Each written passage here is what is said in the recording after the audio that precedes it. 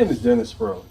If you've been involved in an accident, call me and I'll fight for you. I'm not an actor or a celebrity spokesperson. I'm a real trial lawyer, and I've appeared before real judges and real juries on behalf of people with serious injuries. So when I say I'll fight for you, I mean it, and I'll back it up.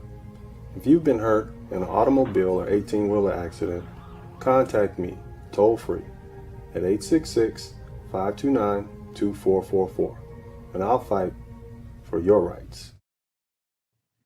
What's up, everybody? This is Uncle D. Look, tonight we're coming back at you with the second part of the series where we're talking about Black fatherhood, generally speaking.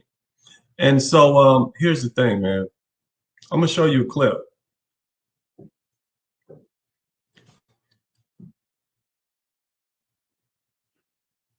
Tiger Woods and his father.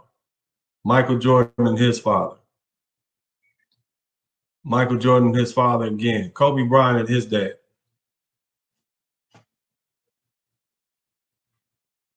Patrick Mahomes and his father. Matthew Knowles and Beyonce. The Jackson 5 and Joe Jackson. LeVar Ball and his boys, all three of which are NBA players. Serena Williams and their father, Mr. Williams. So my question to you guys is, why is it that Black fathers don't get any credit for their famous, successful children? If the media has to choose between giving credit for successful Black children to their fathers, teaching and time and raising, they rather just not speak on it at all. Now, every now and then they'll talk about, well, you know, Tiger Woods' dad, he contributed a little bit, but you never hear about Patrick Mahomes' dad, who was the major league pitcher. How do you think that boy learned how to throw that ball like that?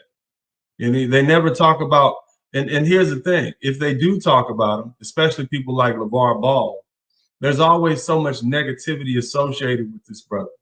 This man, okay, has 3 sons who are active NBA players. All right. Who else do you know has come close to something like that on major teams? We have what? Archie Manning. Archie Manning is he has 2 sons that played in the NFL, but 3 sons that play in the NBA at the same time. LeVar Ball should be he should be considered father of the NBA, father of the year, because he coached those boys up and made them success stories. Throughout all the things that we have to deal with, this Black man was able to do that, but nobody wants to give him credit for it. And my question to you guys is, why is that?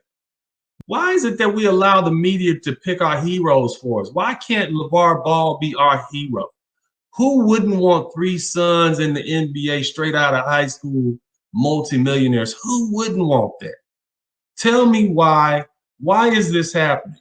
Why is it that Black fathers, as successful as they be, these men are crafting millionaires out of nothing? As you guys know, most of the time I'm on national TV. It's only recently that I decided, well, let me go ahead and invest in this YouTube thing, because I think this is where our people are, you know, and I want, especially Black men, and I want you brothers, you know, I want you to know that you have a voice.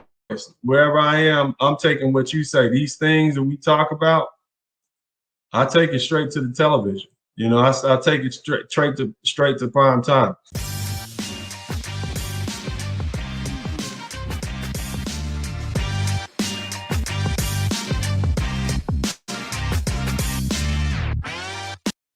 So what I want to do is, I want you guys to chime in. What can we begin to do? In other words, what we're going to do is we're going to determine who our heroes are going to be. So what are we going to do, fellas? I need you guys to go ahead, jump on in. Let's have this conversation. I'm glad you chimed in. We need your voice. We appreciate your voice, man. Tell me why Black fathers don't get any credit for their famous and successful children. Tell me why. It really is, I'll say it again, it really is I mentioned this before, a mimetic cultural war to control men. Okay. And men often identify when they get older, more so as they grow up, into manhood with their fathers.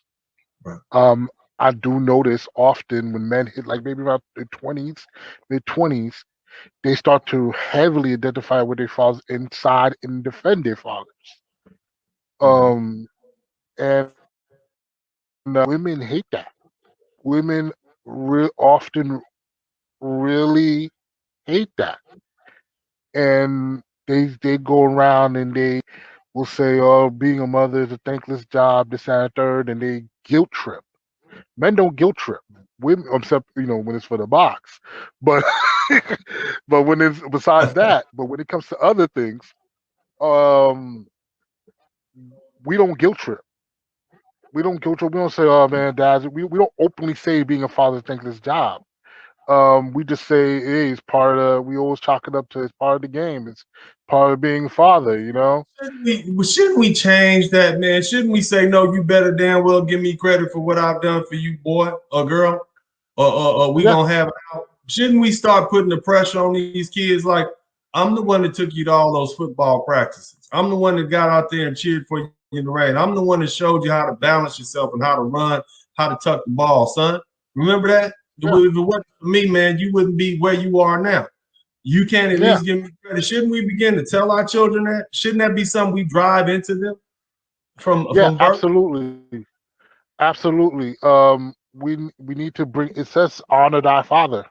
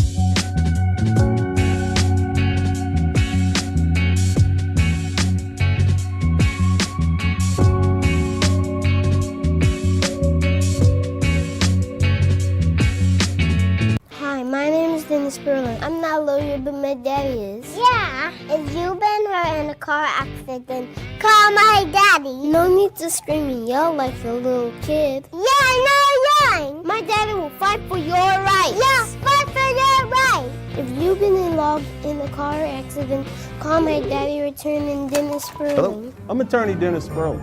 If you've been injured in a car wreck, call me at 713-229-0770. Call my daddy. So, in case you didn't know, there was a suspect. Okay, let me move that out the way. Excuse me. Authorities look to the motive of 15-year-old Michigan high school shooting suspect in custody.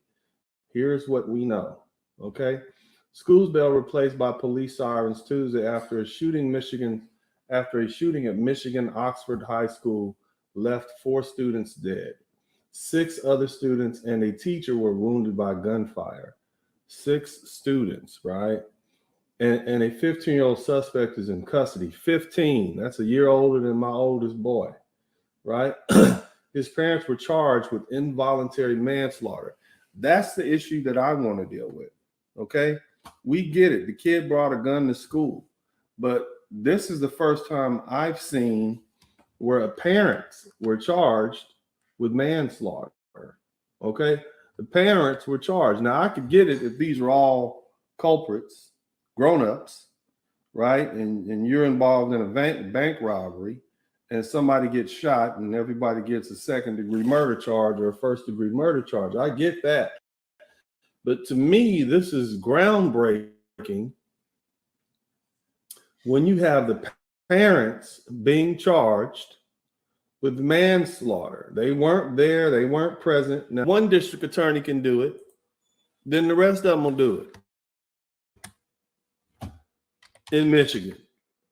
And what happens? You think it would just stop at Michigan? You see? You think this would just stop at Michigan? No, it won't. It won't stop at Michigan. That's my whole point. You know, just like the Me Too phenomenon, just like the 3 strikes rule phenomenon, lawyers and district attorneys learn from other lawyers and district attorneys across the country. Many of these statutes are identical. But the bottom line is basically you're creating a situation where it can happen. And I can see them using this as a test case in Michigan to see if they can employ this in Detroit when you have a minor who is out there shooting and killing folk and whatnot. And they say, well, we're going to put the parents in jail. We're going to charge the parents with manslaughter.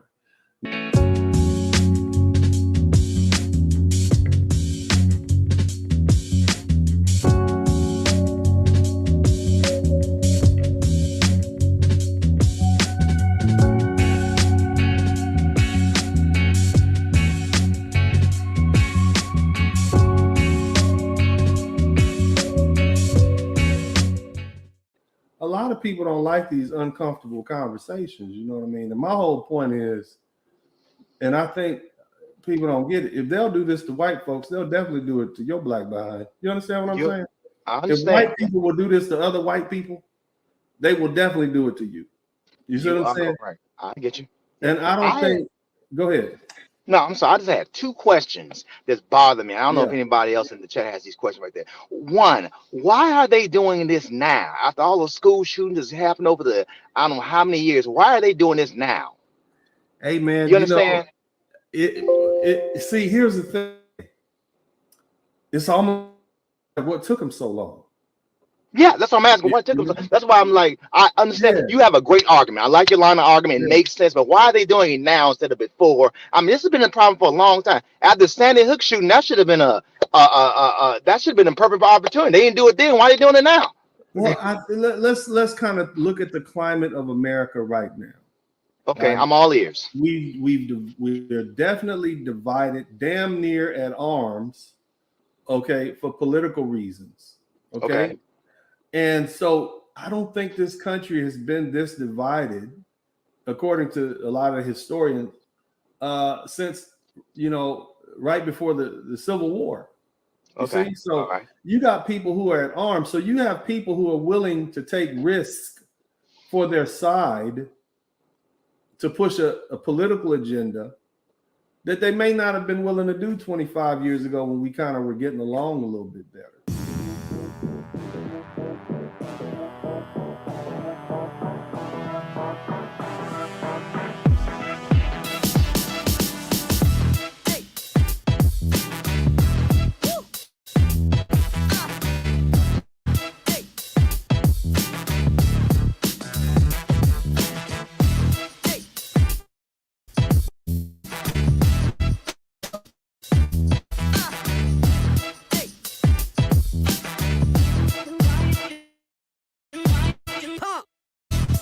Dramatization. After a car wreck, you may have to fight with a highly trained insurance company rep whose job is to knock your damaged claim down and out. It's a bad idea to enter the ring alone against a trained boxer, and it could be a bad idea to fight against a big insurance company by yourself. When the bell rings, attorney Dennis Sperling will be there to fight for your rights. If you've been seriously injured in a car wreck, call me, attorney Dennis Sperling, at 866-529-2444. That's 866-529-2444.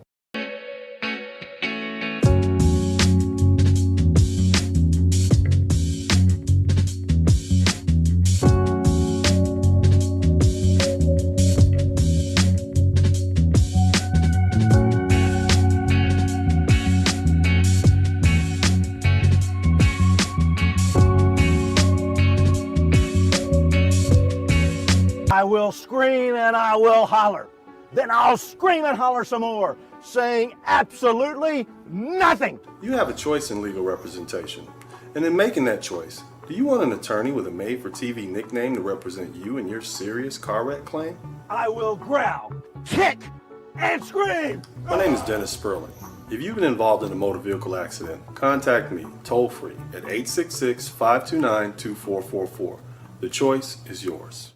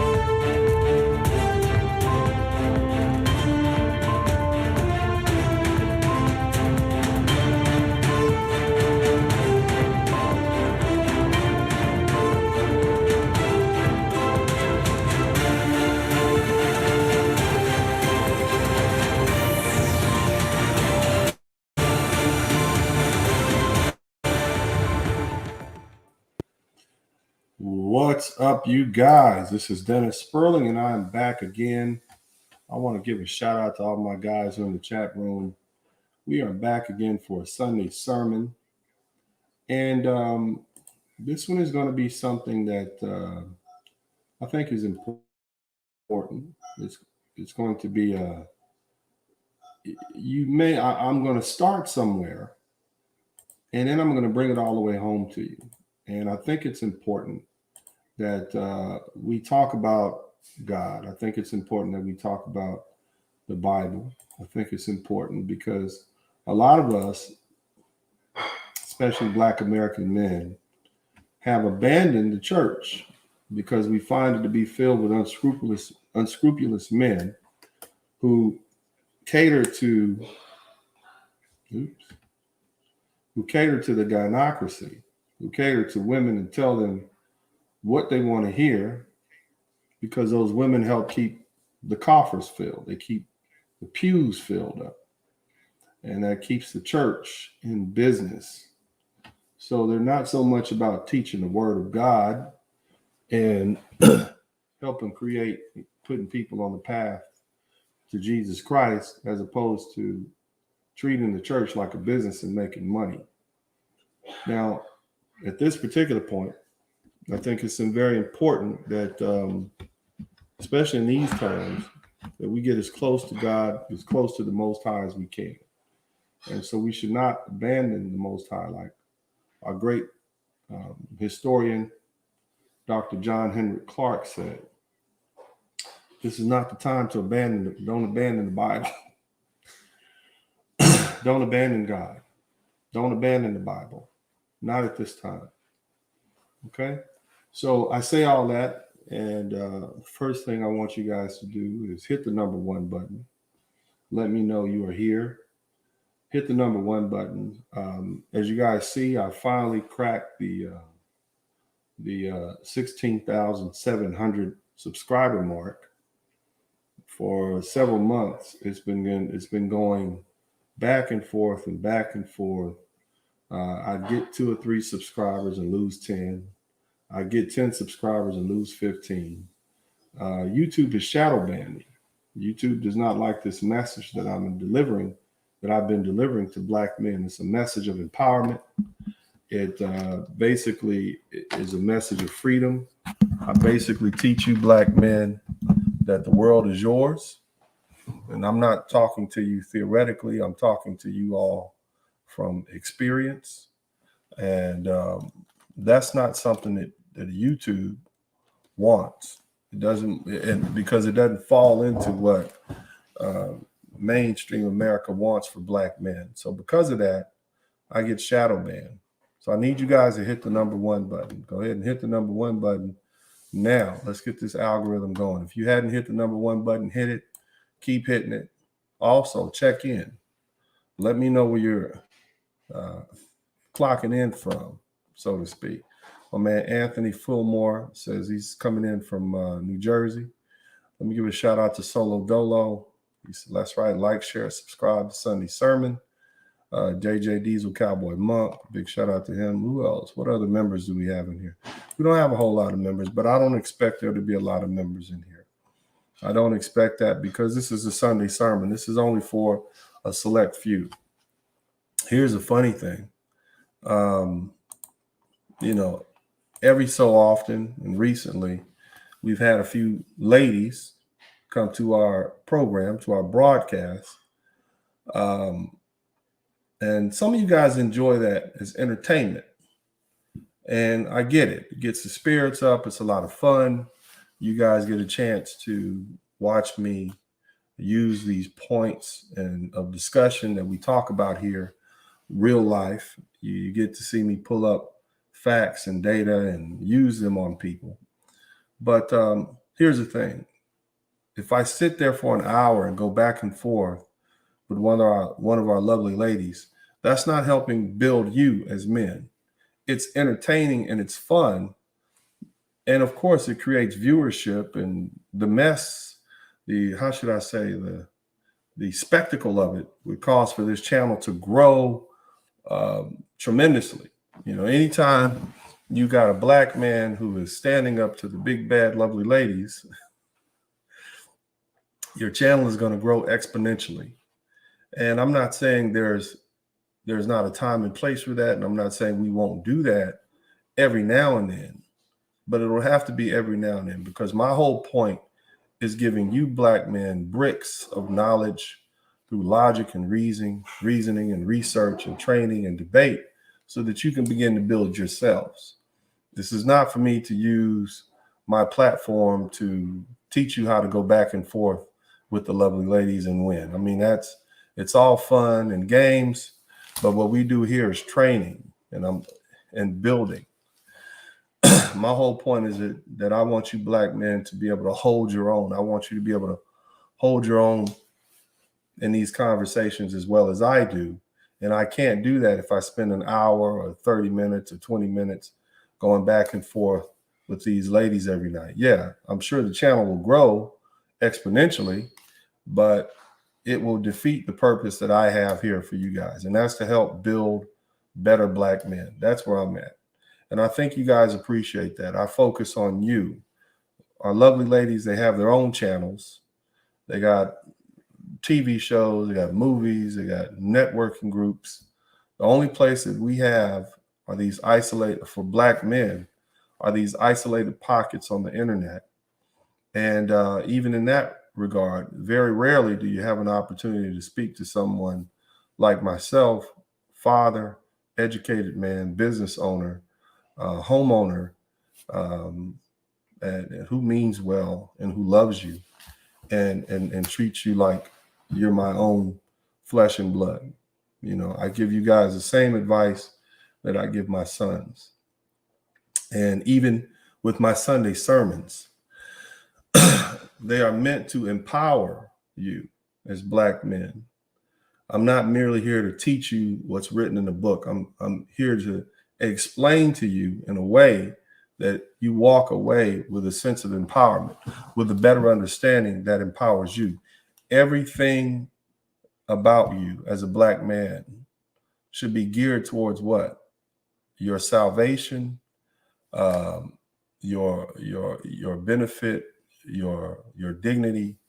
Nothing you hear, any interpretation that you hear that denigrates you, any religious interpretation that tells you that you're inferior, that tells you that you don't belong, those should be rejected by you. Those interpretations and better interpretations should be rendered. That's my philosophy. It all should be used for your liberation. That's what your religion. And I believe that I'm paraphrasing something that Dr. John Henry Clark said. But in the meantime, shout out to Young Buck from Louisiana tuning in. That's what's happening, brother. JJ Diesel from Forest City, Arkansas. Cleveland, Ohio. Shout out to Cleveland, man. Cleveland is somewhere I intend to go. I have some work up that way. So big shout out to Cleveland. Shout out to Arkansas. As you guys know, man, I'm licensed to practice law in multiple states. Big shout out to our Alexis, man. Your books are on the way, brother. You guys who want to buy my books are easy to purchase. All you have to do is just email me at sperlingdennis@gmail.com.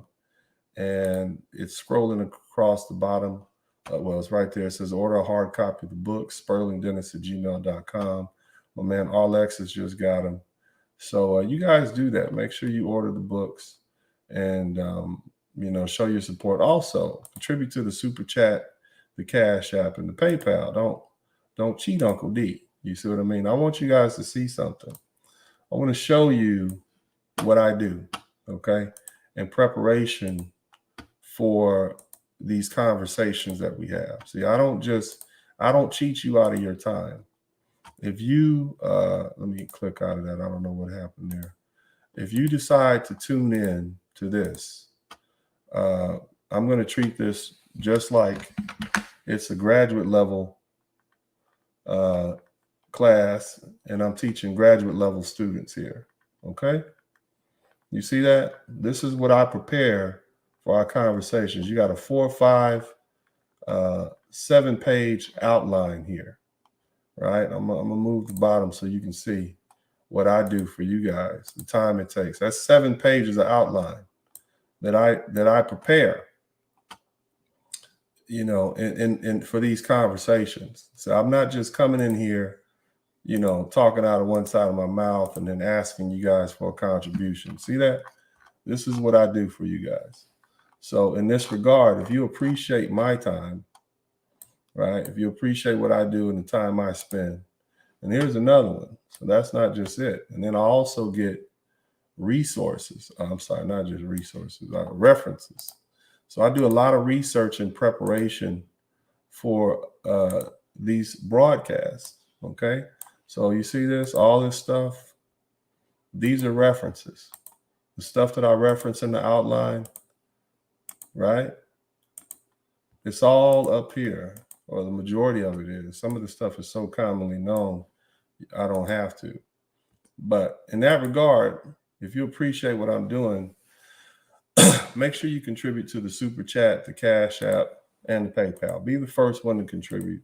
Show your appreciation for what I'm doing. Show your appreciation for the time I spent to help give you brothers, you know, the benefit of my wisdom. Make sure you do that, okay? That's the best thing you can do. You can buy the books, you can purchase, you can hit the #1 button, you can hit the thumbs up button, you can subscribe. But what I also need you guys to do is show your appreciation by what? Contributing to the Super Chat, the Cash App, and the PayPal. You guys got them OnlyFans accounts. And you pay those ladies to, you know, see their body parts. Make sure you guys show your appreciation for what I'm doing. All the time it takes to get this stuff done. You know, hours away from my family. This being, you know, a Sunday. There's lots of other stuff I could do. But I spend hours preparing. And then I'll spend time here talking to you guys and going back and forth. So make sure you show your appreciation. Go ahead and contribute to the Super Chat, the Cash App, and the PayPal. Go ahead and do that now. I'll be right back. Hey, what's up, everybody? If you appreciate the format and you appreciate what we're doing here, then make sure you contribute to the Cash App. Make sure you contribute to the PayPal. Make sure you donate to the Super Chat. It's only you and your contributions that keep this thing going. The only time black men are allowed to speak is when it benefits others. So, hey, this is your opportunity to speak. I want to hear from you. And if you want to make this voice louder and clearer, then what you need to do is contribute to the Cash App, the PayPal, and the Super Chat. Hey, if you're enjoying the content here at Dennis Sperling Unfiltered, make sure you support it by sharing, and subscribing to the channel.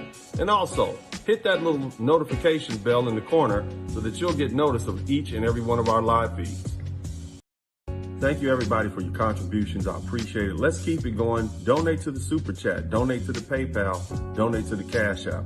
It's your contributions and your donations that'll cause for this platform to grow. Let our voice be the voice, the preeminent voice in Black America. Hey, what's up, everybody? If you appreciate the format and you appreciate what we're doing here, then make sure you contribute to the Cash App. Make sure you contribute to the PayPal. Make sure you donate to the Super Chat. It's only you and your contributions that keep this thing going. Thanks. All right, so we're back. Big shout out to Solo Dolo. Thank you for being the first person to contribute. Thank you so much. He's the first up. Big shout out to Solo Dolo. What video do you have? What video request do you have? We're going to do a video. That's what we're going to do. The first person to contribute to the Super Chat and the Cash App and the PayPal, I'll give them the choice of videos. You pick what video you want me to play. You know, I have a 6 albums on YouTube right now, and you let me know which video you want to play, and I'll dedicate it to you, brother. Appreciate you, man. Thank you for the support. A lot of people talk, but then you got other people who contribute. So if you want to hear some Coffee King International, let me know. You want to hear some Don Juan Carlos El Patron, let me know. If you want to hear any of my previous albums of Rules to Live By, Gadget Music, International Playboy Hustler, and you know, just let me know, man. We'll dedicate a song to you. We go from Smooth Fly Away. Okay, that's it. That's the one. So we just want to fly away. So on our first break, we'll dedicate that song to Solo Dolo. All right. So next time we take a break, we're gonna get that fly away going on for my man. Big shout out to him. If you guys want a video record, if you want to get a song let me know. Of course, all the music is available on YouTube. It's everywhere, actually. But so here we go. Let's get it going. So, what are we talking about today? Of course, it's Sunday sermon, and after years and years of talking to people about the Bible, the first thing I know is that most people don't read the Bible. They base their interpretation on what some preacher told them back when they were a kid. They just really don't know. They just don't read it. So the thing is, what I've learned is that from reading the Bible, and I'm referring to my Christian, Baptist, Catholic folks like that, even my Muslim brothers, because I'm referring to Jesus being the central focus. And, when you begin to understand Jesus, you'll begin to put things in context. Recently, Kim Potter, ex-Minnesota officer, was found guilty of manslaughter in the death of Dante Wright. Now, she killed Dante Wright, traffic stop, where his tail light was busted. And he had an air freshener in his window. Here's the thing, like, is that really worth a man's life? No, it's not at all. But whether she was careless or whether she intended to do it, the fact of the matter is, this was another black man's life. And what's happened is we've become so used to it. This happened in the middle of, George Floyd had just been murdered. So black people were tired of seeing that. And, it's almost like we have nowhere we can turn, because it seems like all that's going to happen is a black man gets killed by a cop or a vigilante. A black boy gets killed by a cop or a vigilante. Nobody goes to jail. There's no justice. There's no punishment. And so what I'm going to do is, because people oftentimes you try to take the moral high ground from you. They try to say, well, what you're doing, yeah, I get it. An injustice was done, but what you're doing in response is immoral. They'll say taking a knee is immoral because it goes against the troops and the flag. They'll say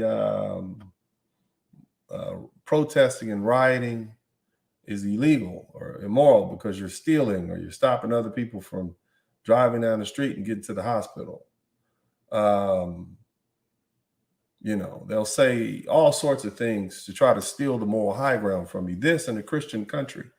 So what I want you all to do is understand, and we're going to get there, is I'm going to show you why Jesus Christ himself, a revolutionary, and I'll prove that point, would probably be on side of those who are protesting right now.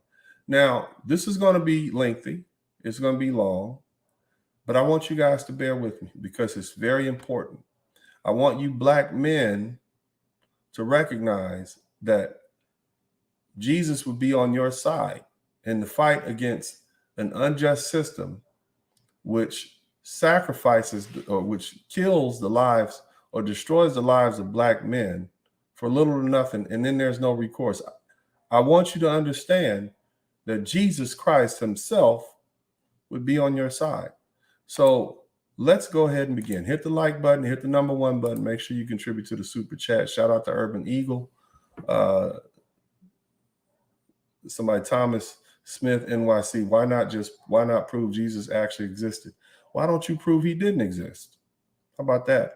But as long as we believe in him, as long as we have his books, and as long as we have the stories and his life, what we're going to do is we're going to learn from that. Okay? Whether you believe he existed or not, there's some truth and some justice and some righteousness and some lessons, all these wonderful things that we can learn from the Holy Scripture. So I don't want you, Thomas Smith, don't come in and be a distraction, right? Let's not be a hater. If you don't believe in Jesus, that's fine.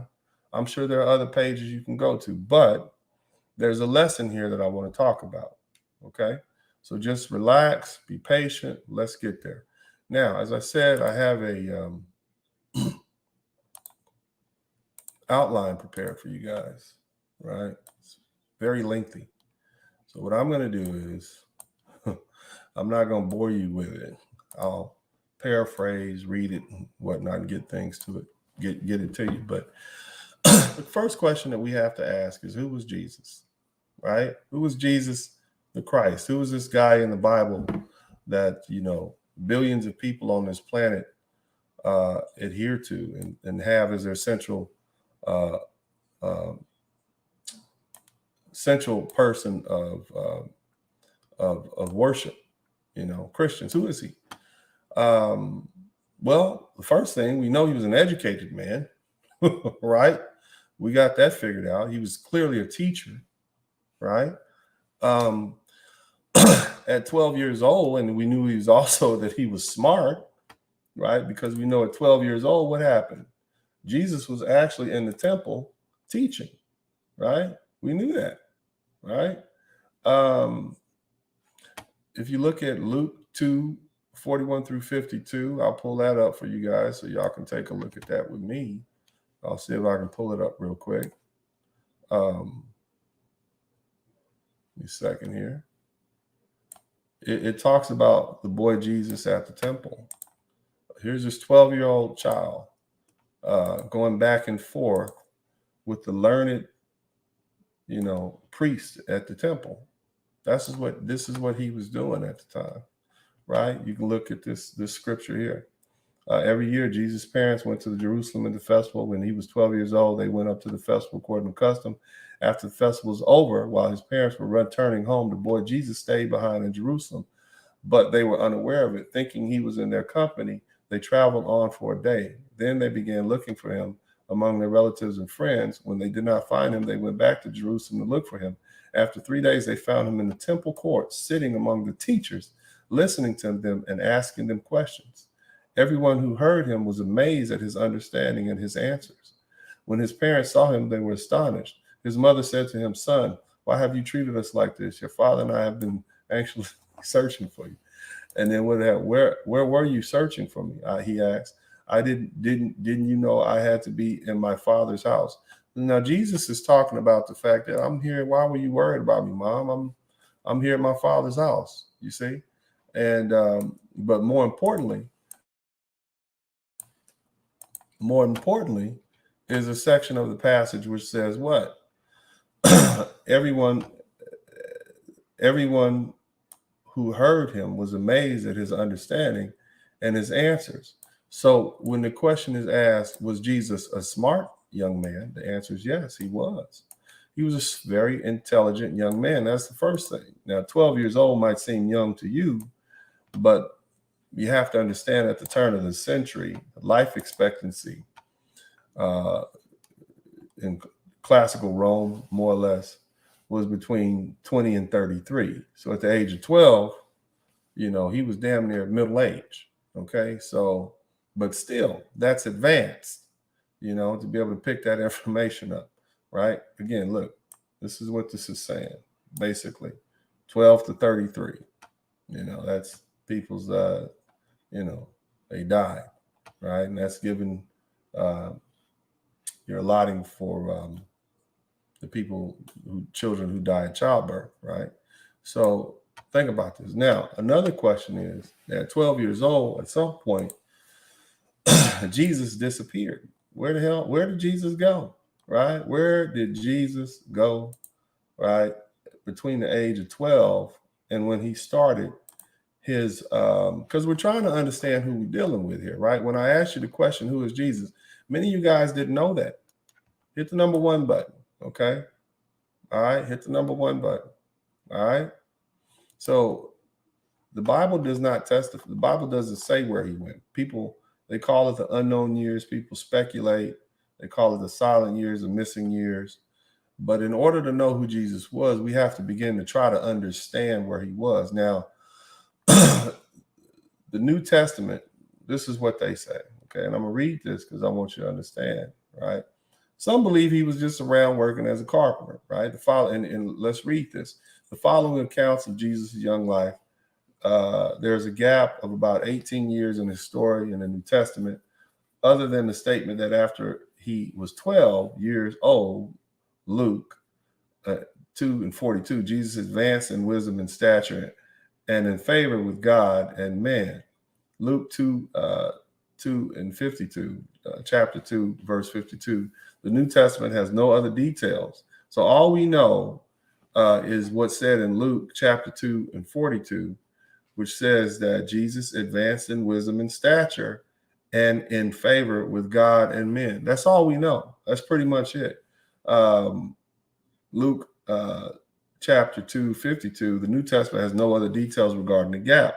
Christian tradition suggests that Jesus simply lived in Galilee during the period. Modern scholarship holds that there is little historical information to determine what happened during those years. All right, the ages of 12 to 29, the approximate ages at either end of unknown years, have some significance in Judaism of the Second Temple period. 13 is the age of the bar mitzvah, the age of secular maturity, the age of 30, the age of readiness for priesthood, although Jesus was not of the tribe of Levi. So they're kind of trying to talk about, now, here's the thing. Christians have generally taken the statement of Mark 6:3. So they're interpreting from the Bible, like, where was Jesus, right? Like Mark 6:3 referring to Jesus. Is not this the carpenter? Okay. As an indication that before the age of 30, Jesus had been working as a carpenter. See, the tone of the passage leading to the question is not this the carpenter? That suggests familiarity with Jesus being in the area, and it reinforces the fact that he's generally seen as a carpenter in the gospel account before the start of the ministry. Okay, so basically what they're saying is, isn't this the carpenter's son? Like, we've seen him before. It's not like this is some guy that's been missing and gone and he's back. You know, he's been the carpenter. Like, we know that's Urban Eagle, you know, the mechanic from down the street. Okay, we know him. So if he was missing, then you would think there would be a different kind of response. Okay, so Matthew chapter 13:55 poses the question as, is this the carpenter's son, suggesting that the profession had been a family business and Jesus was engaged in it before starting his preaching and ministry in the gospel accounts. This is they're extrapolating from what's being said. So Christians, most modern Christians, assume he had been in the area as a carpenter, doing what carpenters do. Now, there are some other things that I'll find interesting. Okay. And one I want to talk about, some say Jesus could have went to Britain. Okay, there's one story. I think one that's a little bit more believable, although it may not, you know, is that Jesus, and this is, I'm reading this. Okay, you guys roll with me. I mean, they had Jesus from Japan to Egypt. Jesus was everywhere. Okay, but this is, I find interesting. This person, Nicholas Notovich, he claims that Jesus, the young Jesus, was in India or Tibet. I find that interesting. I'm not saying I'm going with that. I just find it interesting. And here's why. In 1987, Russian war correspondent Nicholas Notovich claimed that while at the Himis Monastery in Lagkiv, he learned of a document called The Life of Saint Isa, best of the sons of men. Isa being the Arabic name of Jesus in Islam. Notovich's story with the translated text of the life of Saint Isa was published in French in 1994, and it's called The Unknown Life of Jesus Christ. According to the scrolls, Jesus abandoned Jerusalem at age 13 and set off towards the sin, intending to improve and perfect himself in the divine understanding and studying the laws of the great Buddha. He crossed Punjab and reached Puri Jagannath, where he studied the Vedas under Brahmin priest. He spent 6 years in Puri and near Nalanda, the ancient seat of Hindu learning. Then he went to the Himalayas and spent time in the Tibetan monasteries, studying Buddhism through Persia, returning to Jerusalem at the age of 29. I don't know if this is true. I mean, who knows? Nobody knows, right? I just find that interesting. Okay. As far as I'm concerned, according to the New Testament, they knew he was around. You look at Mark, you look at Luke, Matthew, they treated him like, hey, that's Jesus. We know Jesus. Jesus is the carpenter's son. Jesus is a carpenter. There's no mystery there. Okay. Now, again, he was a carpenter. Now we're back. So as to the questions, we understand he was an intelligent man. He was an educated boy. He knew a lot early on, right? So this is the personality of Jesus. He was smart. He was intelligent. Even at 12 years old, he showed a lot of promise, right? There he is in the temple asking questions and stuff that you wouldn't really expect from a 12-year-old. Now, I mentioned earlier that Jesus was a carpenter, right? I'm going to bring that up, and I'm going to emphasize the fact that he wasn't a slave owner. Now, why is that important? Right? Why is that important? Slavery was prevalent at that time, right? Slave owners lived in relative comfort compared to their slaves. In fact, the slave sacrificed for the slave owner. But when we try to analyze Jesus' character, from what we know, he didn't have that. He wasn't willing to, he wasn't one who needed others to sacrifice for him. No, instead, he did what? He sacrificed for others. You see, now Jesus being the central religious figure of Christianity, as a Black American, I would not want my central focus of worship to be a slave owner. In this regard, we have to examine Orthodox Islam, right? Are you guys still with me? Hit the number 1 button. Let me know you're here. It's about to get hot.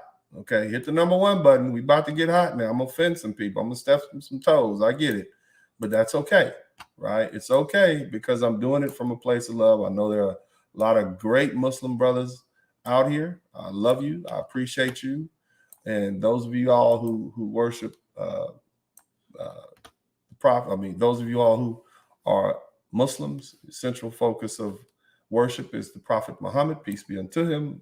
Great respect for him. But as a Black American, I look and I examine Islam, right? And I ask myself, is this the person that I want to be as my central focus, central person of central focus of worship, right? No, I don't. I don't want a slave owner to be the person that Prophet Muhammad, peace be unto him. I don't want that to be my central focus of worship. This is why Christianity is a better fit for me. This is why Jesus Christ is a better fit for me. Now, I mentioned Orthodox Islam for a reason. And I am very sure that the Honorable Elijah Muhammad and Master Fard Muhammad, the founder of the Nation of Islam, Master Fard being the teacher of the Honorable Elijah Muhammad, I'm sure that they understood that. I'm absolutely sure that they had a great understanding of the ramifications of making Orthodox Islam, of the Prophet Muhammad, peace be unto him, the great Prophet Muhammad, the central focus, which is why the Nation of Islam and the Islam that they follow have a different origin story. They talk about the scientist Yaqub. They talk about Master Fard being the God come to the West to do what? To help to liberate the lost sheep, the lost tribe of Shabazz. I understand why they would see it important to make that part of their folklore and origin. I get that. So, and Top Shots 856 says there's no difference between Muslims and Christians. I disagree very heavily. But I say all that to say that at the time where slavery was prevalent, there's no indication in our Christian Bible that Jesus Christ was a Muslim. I mean, Jesus Christ was a slave owner, which says a lot about him, which makes it easier for me as a Black American man who's descended from the enslaved people here in the United States by way of Mississippi and so many other places. during that time period, you know, I'm more comfortable with my central focus of religion, my central focus of worship being a carpenter, a hardworking carpenter, than what? Than a slave owner. But peace be unto those of you who are Muslim. But this is a reason why I gravitated towards Christianity, even though we all are heavily influenced by the Honorable Elijah Muhammad and his great prophets, his great student ministers, Malcolm X, the Honorable Minister Louis Farrakhan. But as far as Islam, Orthodox Islam, I see the Prophet Muhammad, peace be unto him, for all his good works, he was still a slave owner. And as a Black American, this is not a person that I want to, again, be my central focus of worship. So, you know, maybe there's an exception for those who are members of the Nation of Islam. Maybe, and I'm sure the Honorable Elijah Muhammad and Fard Muhammad investigated this thoroughly, and which is why, again, they have their own their own origin story for the Islam, the Nation of Islam here in the West. The West, I'll call it the Western Islam practice. All right, so that's the things. And in a time, we know Jesus was an educated man. We know he was a carpenter. We know, although he could have been a slave owner, he was not. He didn't exercise that. That would have made his life a lot easier. This is what we know. Another thing, and of course, there's so many other things. So many other things you can extrapolate from the Bible. One thing, but what's important for us is some of the points that I'm bringing up. Another thing that we notice is that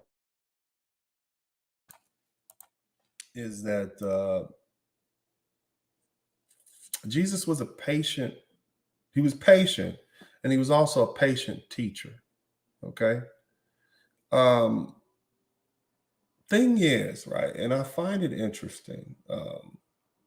Jesus knew what was going to happen to him. He knew that at some point he would be sacrificed. He knew this, right? And he still managed to do what? Go about his life doing what he had to do, preparing himself for the great sacrifice, right? So what does that say about his character? Or the question is, how did that affect his character? Right. Now, one of the things I want to talk. If you guys are still with me, hit the number 1 button. Let me know you're here. Hit the number 1 button. Please contribute to the super chat, the Cash App, and the PayPal. All right, hit the number 1 button. All right, do that for me. Hit the number 1 button, please, and check in. Let me know where you're checking in from. Let me see if we got any Cash Apps that have come through. I want to make sure I give a shout out to everybody. If you're learning something, you like this so far, you like what we're doing so far, you're interested, you're still here, make sure you hit the thumbs up button. Shout out to Jeff. Thank you, Jeff Sakala. I appreciate you. Shout out to XL Pro Services. Big shout out to Urban Eagle. Make sure you guys continue to contribute to the Super Chat, the Cash App, and the PayPal. Now, as I said, he was a very patient teacher. We've already understand he was a patient man. He was an intelligent man. And I want to kind of like examine his interactions with his disciples. Now, mind you, Jesus Christ had kind of a hodgepodge group of guys that were following him around that are called his disciples. Now, none of these guys were scholars or wrote. They weren't. You know, they were not, from my understanding and my reading in the Bible, they were definitely not his equal. They weren't scientists. They weren't the thinking men of time. If you want to boil it down to their professions, where you had 12 of them: Andrew, Peter, also known as Simon, James, John, Philip, Judas, Nathaniel, Matthew, another Nathaniel, also known as Bartholomew, Thomas, who was a twin, James, cousin of Jesus, and Simon. Okay, so you got a fisherman in Andrew, Peter, James, and John, the sons of Zebedee, worked as fishermen. Okay, Matthew 4:18-22 relates to Andrew and Peter were fishermen. So you got some fishermen, and then of course you got Matthew called Levi in Luke. He was a tax collector. He worked for the Roman government, right? So he was kind of like the guy people sent out to, kind of rough people up a little bit and get the money, tell us. So this is who this guy was, right? Zealot Simon, zealot Simon was known as a zealot not strictly as a profession and as a Canaanite. Zealots engaged in politics and anarchy, attempting to overthrow the Roman government.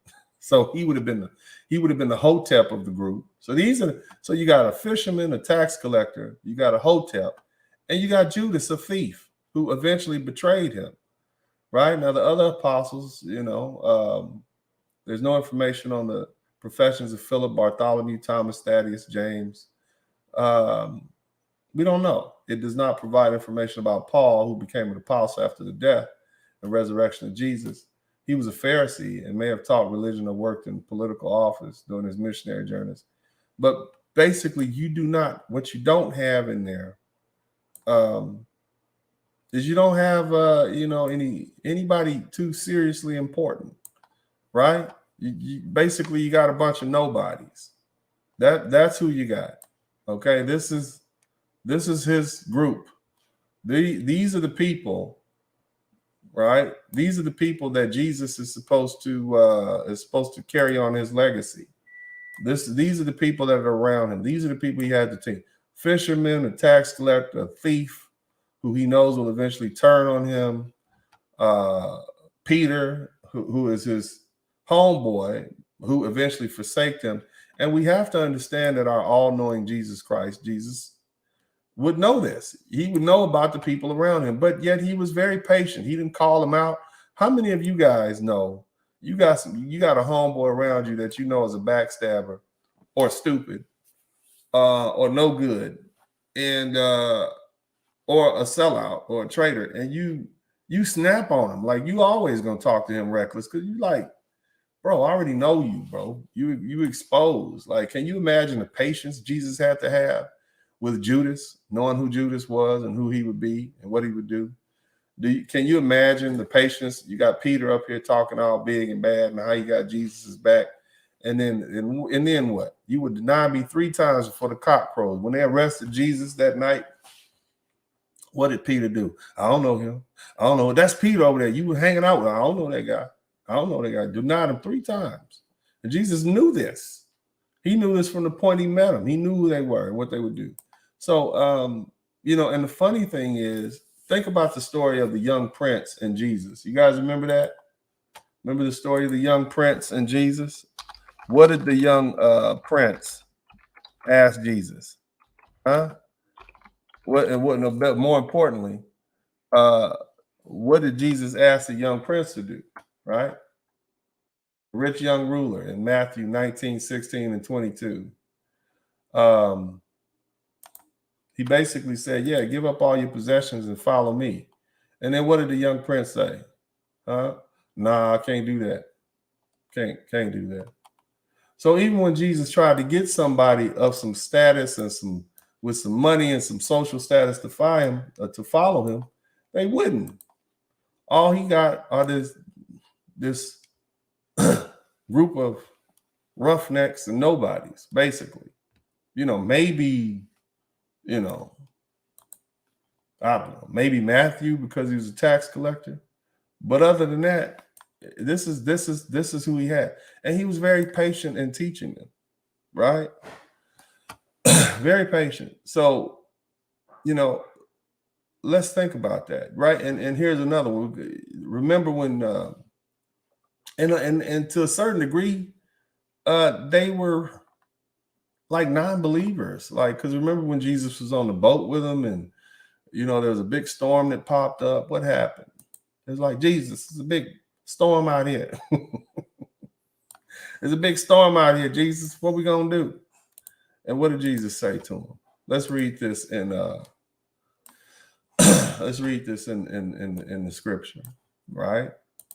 And so imagine you, Jesus, you in the boat, you chilling, you had a hard day, the day when The day when evening, let's see, right, hold on a minute. It said, the day when evening came, he said to his disciples, let us go over to the other side. Leaving the crowd behind, they took him along just as he was in the boat. There were also other boats with him. A furious squall came up and the waves broke over the boat so that it was nearly swamped. Jesus was in the stern, sleeping on the cushion. The disciples woke him up and said, teacher, don't you care if we drown? So you in here with these grown men, you sleeping, you know, they have these, oh, ye of little faith, right? You like, I've been teaching y'all now for a while, and you know, listen how he talks to them. He got up and rebuked the wind and said to the waves, quiet, be still. Then the wind died down and it was completely calm. He said to his disciples, why are you so afraid? Do you still have no faith? Like, after all this time, I've been sitting up here talking to y'all. Y'all have no faith. And what were these? These grown men, they were terrified and asked each other, who is this? Even the wind and the waves obey him. Like, y'all still don't know who I am, right? You guys still don't know who I am. So he basically recognized he was around a bunch of non-believers and he was just talking to them and nothing registered. This is who Jesus is around. This is his interactions with the people who are supposed to be closest to him, right? This is Jesus and his people closest to him, right? Another thing is, we want to kind of skip ahead a little bit to his interactions with Satan himself. Satan said, look, man, I give you the whole world, everything you can see. From here, everything you see can be yours.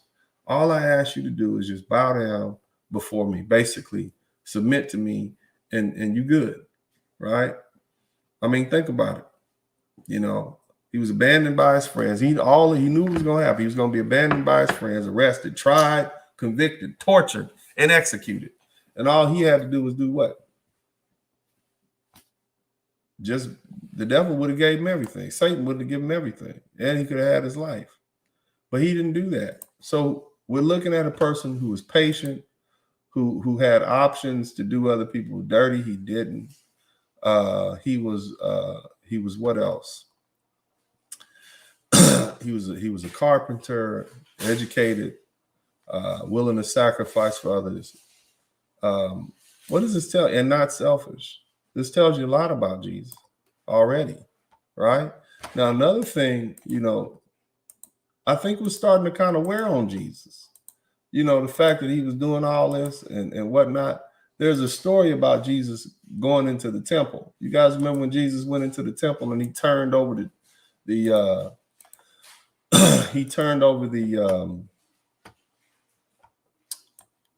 trading tables. You guys remember that? Y'all remember that story? Hit the number 1 button if you remember that story. Hit the number 1 button if you remember that story from Matthew 21:12. Right? The money changers in the temple. You guys remember the money changers in the temple? Right? Yeah. So Jesus saw that, and what did he do? Jesus went off. Jesus entered the temple courts and drove out all who were buying and selling there. He overturned the tables of money changers and the benches of those selling droves. So Jesus was not above his passions. He was a human being like the rest of us.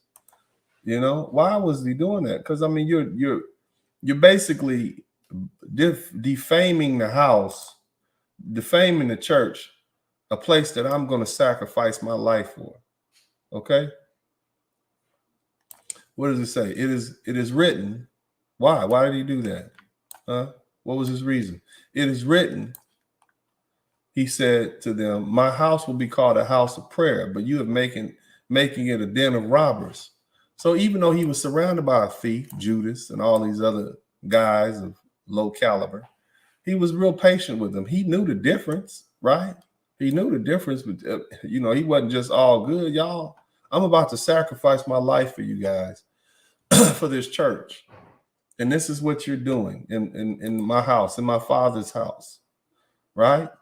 So Jesus was not above his passions. He clearly was a man. He clearly was subject to his passions, right? So analyze who that is. You see? The blind and the lame came to him at the temple and he healed them. This is what the temple is for. This is what the temple is for, but that wasn't they was used. They were using it to hustle and make money changers. That's what they did. That's what they used. And it made Jesus upset to the point that he did what? He went in there and raised a little hell. Went in there and you know, made sure things were put back how they should have been put back. That's what Jesus did. So we starting to learn a little bit about Jesus. This is a little bit of a character. And many of you guys didn't know this. This is not something that it's not something that many of the pastors dwell on, at least not in this light. They don't really talk about this because, you know, then they might cause for people to start looking at them, right? But the most important thing is you can understand why Jesus was so enraged. I'm about to sacrifice my life for this, okay? So now I want to go on to something else. So we know a little bit about Jesus' character. He was a man. He was still subject to his passions. He believed strongly in what he was doing. He was willing to die for it. So this is the man that we're dealing with. This is a central focus, right? Now, the thing is, I want you guys to kind of understand what the climate was like, right? Jesus was a Jewish man. Jesus was a rabbi. Jesus knew his mission. He knew what he was supposed to do. What was the climate like at that time, right? Who was in charge? What was the government doing? You know, what was life like for folks? Well, you can look at some of these old movies from Rome and you can see the Roman government. They were brutal, right? They were brutal. They treated people horribly, you know, horrible in a horrible way. You know, they would sacrifice Christians at the Colosseum and have them eaten by lions. And can you imagine that? You could be snatched up at any time by some Roman officer and thrown in a pit, thrown in and eaten alive by lions or forced to fight. This is what the climate was like, right? As far as death, children, you know, a lot of women died at childbirth. Many children didn't live very long. There was wars. Remember, Rome was always at war. You got the barbarians out there trying to invade. People had a pretty short lifespan, right? What did I show you? Anywhere from 20 to 33 years is all you got, right? The Jewish people themselves, they were oppressed people. They had escaped slavery from Egypt, right? But they were still subject to the authority of the Roman Empire, and it was not a good experience. But still, they were God's chosen people, right?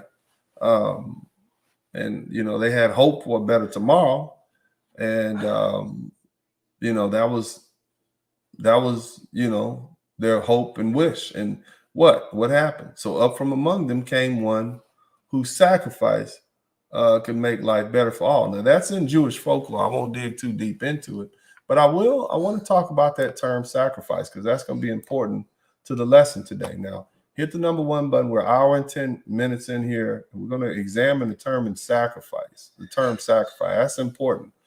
We're just passing up, you know, Christmas, and many people you celebrate Christmas as Jesus's birthday, even though it's not his birthday, but it's symbolic of the day in which he was born. And we do want to acknowledge his birthday. Now, it's Jesus's birthday.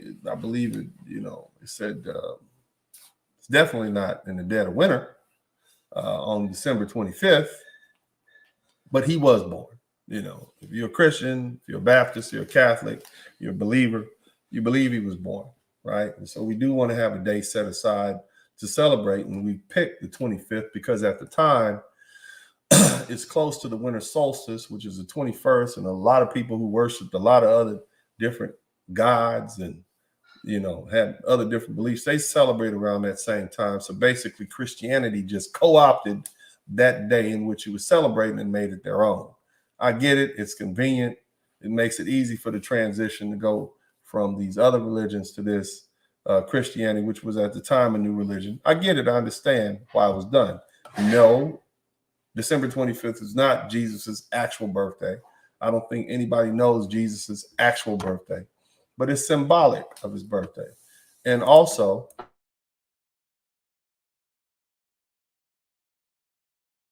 in understanding Jesus's life, we want to understand the sacrifice that he made. Okay.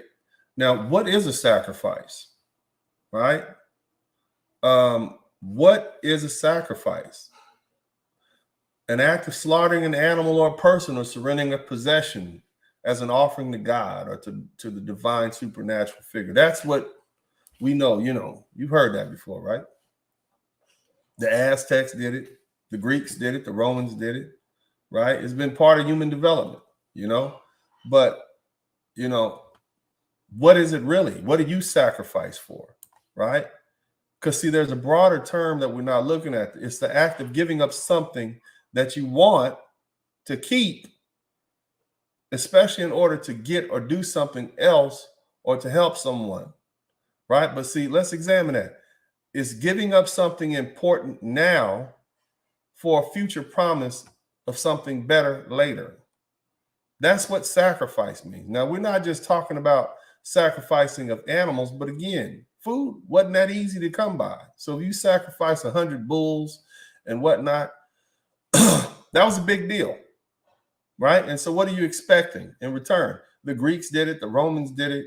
The Aztecs, they had human sacrifice. The Egyptians, Nubians. So sacrifice is something that's known throughout the ancient cultures, right? Now, what's the difference between humans and animals? Animals don't sacrifice. You know, a leopard is not going to catch a monkey, okay, and then go put it on top of a mountain in hopes that in 3 weeks they'll be able to catch a wildebeest, which is a much bigger animal. They don't do that. They eat it right now and hope and trying to catch something else later on. Human beings, we're the ones that sacrifice, and it's a sign of development. We spend years in college sacrificing our youth so that we can make money in our old age that we otherwise wouldn't be able to make. We sacrifice for our children. We use money that it took us precious time, which we sacrificed out of our lives to earn money to pay for their food, their clothes, their education, their housing, so that they'll have a better chance at life than we did. So, you know, we understand sacrifice. It's basically like a deposit on the future, right? I'm a deposit. I'm going to make this sacrifice now for the future. Ancient cultures used to sacrifice to God, right? We'll sacrifice this. You give, you know, your sacrifice and it's sufficient. And once you make that sacrifice and you put in, you know, and now you just have to wait for something good to come out of it, right? That's what we've learned, right? Now here's another concept. So many of you guys know about the story of Cain and Abel, right? You know about the story of Cain and Abel. So the story of Cain and Abel was what? God was displeased with Cain's offering because why? Because he deemed it insufficient for some reason. It was insufficient, so God was displeased with Cain's offer, his sacrifice. I believe Cain gave some fruit or something like that, and something from his harvest. And Abel gave what? He gave a fatted calf or something like that. God was pleased with Abel's offering. He was displeased with Cain's offering, and that made Cain so upset that what did he do? He slew Abel, right? But think about it. Abel made a sacrifice that was deemed sufficient. So the question is, who do you want leading your society? The one who is short-sighted and not willing to make the sacrifice necessary? If there were some ladies in here, do you want a man who's really just wants to put a half effort forward and not willing to sacrifice his best, i.e. Cain, right? You give us, Lord, some fruit with some worms in it. Or do you want to give Abel, or you want him to be, are these the qualities that you want? Somebody who's given the best, you know, the first choice. Somebody who's willing to make a sacrifice like that top-notch sacrifice for the betterment of himself and the family and the tribe and whatever. Hey, those are the characteristics that you want. One who is willing to give, something that is sufficient, in light of what you expect in return. You see, so are we guys, you understanding the term sacrifice? Sacrifice is not just about burning a cow or making an animal sacrifice. No, it's about giving up something that you want to keep, especially in order to get or have something in the future. You see, that's what you do. You sacrifice your time at college so you can do what? So you can have an opportunity to make more money in the future. You sacrifice that youth at 18 and 22 when you out here balling and having a good, you can be out there having a good time and stuff. You in school studying organic chemistry. Some of you sacrifice all the way through grad school. Some of you go to plumbing school. Some of you do apprenticeships, and you sacrifice this time and you make a little bit of money as an electrician apprentice or plumbing apprentice. So what? So in 5 or 10 years, you'll be the master carpenter, electrician, plumber, and you'll make more money. So that's what the sacrifice. So are we understanding the concept of sacrifice and how we do it in our day-to-day lives? Not just about sacrificing a cow, but the question is that sacrifice sufficient? And we're still talking about Jesus. I want y'all to hang in there. Okay, we're still talking about Jesus. But again, sacrifice is related to human development. Animals don't do it. This is something for higher order beings. Okay, and now hopefully you understand the story of Cain and Abel. God deemed Cain's sacrifice insufficient, whereas Abel's was sufficient, right? So the other question is, why sacrifice was necessary? What a more sufficient, as far as Jesus Christ is concerned, what could be more of a sufficient sacrifice than the Son of God, who has spent his time performing miracles and seeking justice and freedom and liberation for his people, right? A man who's willing to sacrifice himself to do so. There's not much more than that. So, and and this is revolutionary to some of you guys, because many of you never heard Jesus write in the context of a revolutionary or a liberator of his people, right? See, but let me hit this point. In essence, Jesus's willingness to sacrifice himself would have brought hope and promise, the hope of promise to his people, to humanity, right? That they would be saved from the conditions that they were in. Now, that's a hard concept to follow, but it is. That's what we're talking about. See, Jesus Christ was a freedom fighter. He was a revolutionary, and I have the evidence to prove it. I want you guys to look at his words. I want you to understand one particular instance. This is often overlooked, and that is his Sermon on the Mount. You guys familiar with the Sermon on the Mount? Hit the number 1 button, guys. I know this is boring. This is not, y'all want me to talk about, y'all want me in here yelling at the lovely ladies and telling them how they need to treat y'all right. But this is food for you. This is what you really need. Okay, this is good for your minds, brothers. These are the bricks that help build your character. Okay. So pay attention here. All right. Now, what was I saying? I was saying that how do I know? Well, let's look at Matthew 5:40. And some of you think that Jesus was soft. Y'all think he was weak. Why? Because Jesus said stuff like, turn the other cheek, right? Y'all, he said that. Y'all don't like that. Turn the other cheek. Let's look at this. And this was given at the Sermon on the Mount, right? Turn the other cheek is a phrase in Christian doctrine from sermon. Are you guys with me? Make sure you with me. Hit the number 1 button if you're with me, fellas. I want to make sure y'all all in. Okay, if I'm boring you to death, I can stop. You only got to go this far. I can start talking about something else.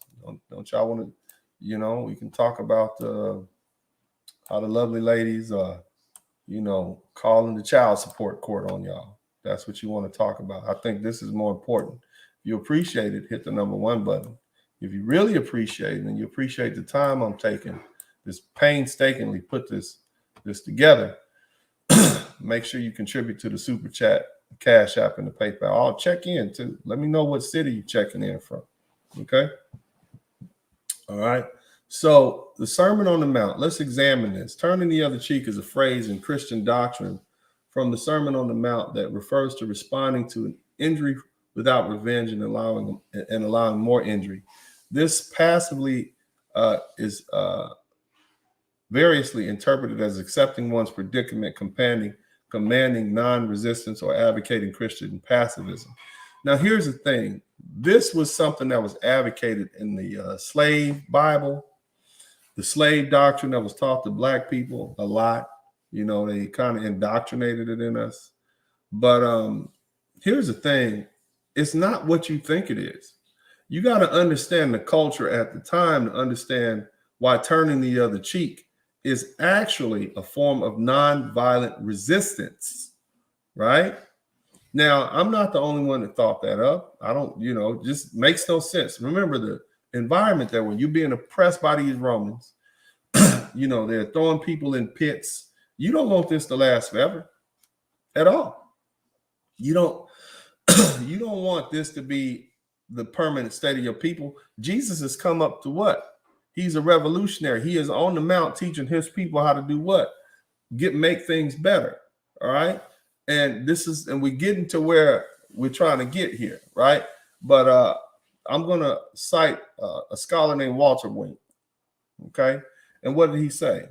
He interprets the passage as a way to subvert power structures of the time. That power structure being the Romans. And I talked to you about the Romans. At the time, Jesus says, Wink striking at the time of Jesus, striking backhand a person deemed lower in social economic class was a means of asserting dominance. In other words, when you give them that old backhand slap like that, that's a way of you putting them down. Okay. So if the persecuted person turned the other cheek after you slapped them with the backhand, right? They done came across your cheek like that, right? Bam, right? If you turn the other cheek, that means the only way they can slap you with that hand, and it has to be a certain hand. Okay? Okay? Listen, if the persecuted person turned the other cheek, the discipliner was faced with a dilemma. The left hand was used for unclean purposes. Okay, so here's what you got to understand in the middle. And this is going to seem obvious when I say it. Toilet paper is an invention of modern times. People didn't always have toilet paper, family. So how do you think they clean themselves? I'm going to give you a hint. Which hand do you shake with and which hand do you not shake with? When you shake another man's hand, which hand do you extend? Come on, you guys know this. Come on, I want some group participation. Y'all not going to leave me in there. Y'all better start talking to me. Yeah, you don't shake with the left hand, right? Why is that? Why is it that you don't shake with the left hand? Where do you think that custom came from? Now, those of you guys who've been in Middle Eastern homes and what hand do you eat with? When they're sitting around at that group setting, because see, remember forks and knives, that's not something that they had in these Bedouin societies. People ate with their hand. Which hand do they eat with? You eat with the right and you clean yourself with the left. So when they say the left hand was used for unclean purposes, right? What does that mean? That means that's the hand you clean the poop off with. That's the hand the women used to, clean themselves out. It was for unclean purposes, right? So now that you have that understanding, if the persecuted person turned the other cheek, the discipliner was faced with a dilemma. The left hand was used for unclean purposes. So a backhand strike on the opposite cheek would not be performed. An alternative would be a slap with an open hand as a challenge or to punch the person, but this was seen as a statement of equality. So the only way you could express dominance and authority over another person who's of a lower social status is to hit them with the back of this right hand, bam, across their cheek.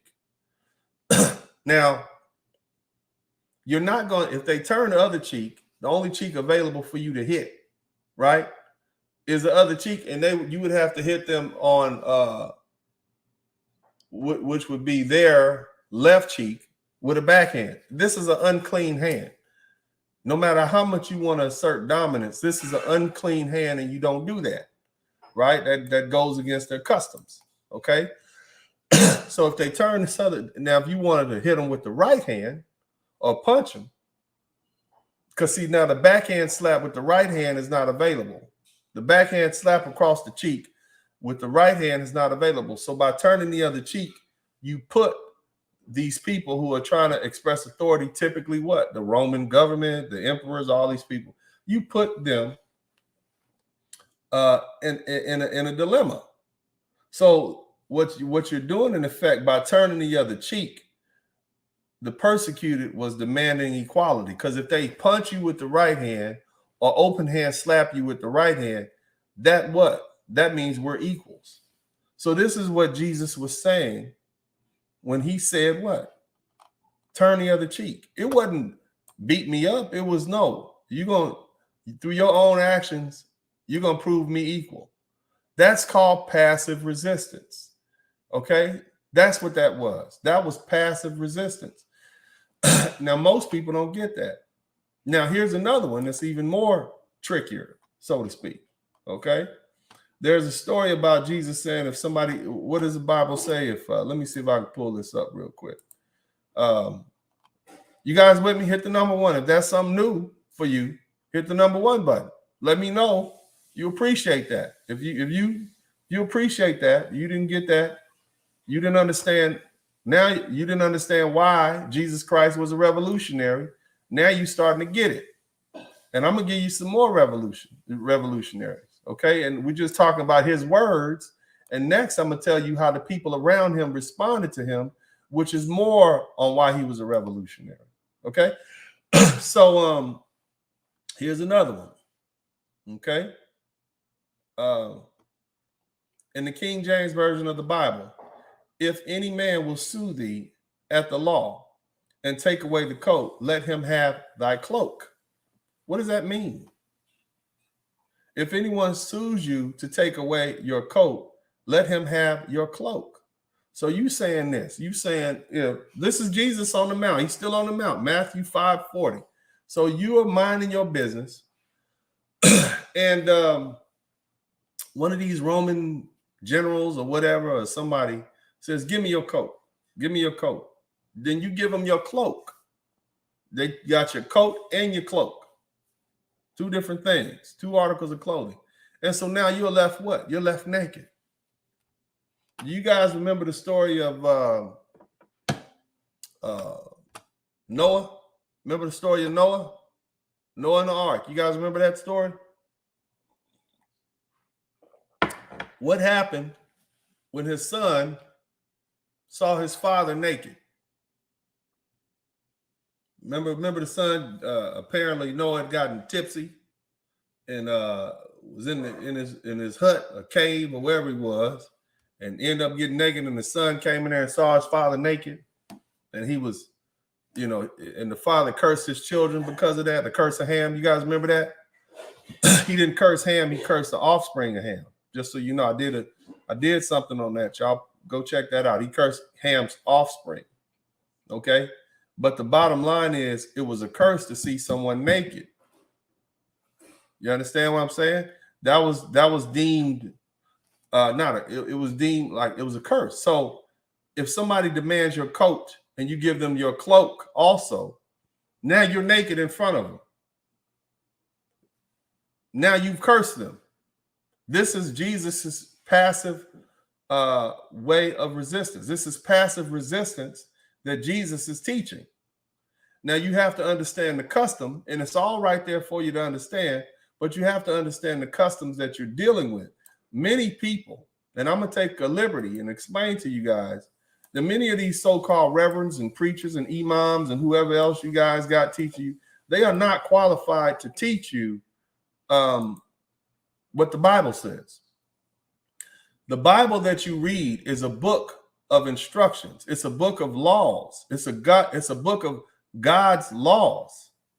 And so unless they're a lawyer and they understand how to interpret culture, they understand the culture and the time in which they're dealing with, they are not proper teachers, because they just reading it and they don't know in what context. They don't even understand. They can't even put themselves in Jesus's mind because they don't know what he knows. Jesus spent what, 12 years studying something somewhere, learning something. He was already smart and was already advanced.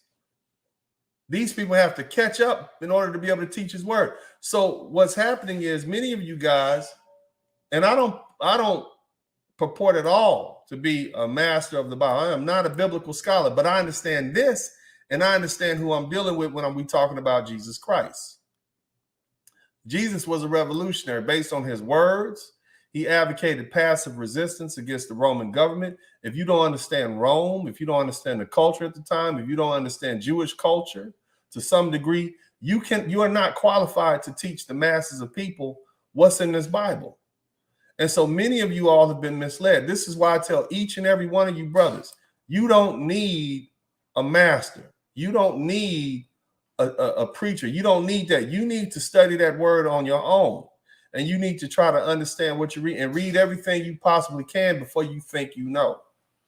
You don't need somebody else's interpretation and then turn around and you just wrong. You see what I'm saying? And you think one thing, I got to turn my other cheek and just take low and people get to beat me up. That's not what Jesus was about. Jesus Christ was a revolutionary. And I'm gonna prove it further.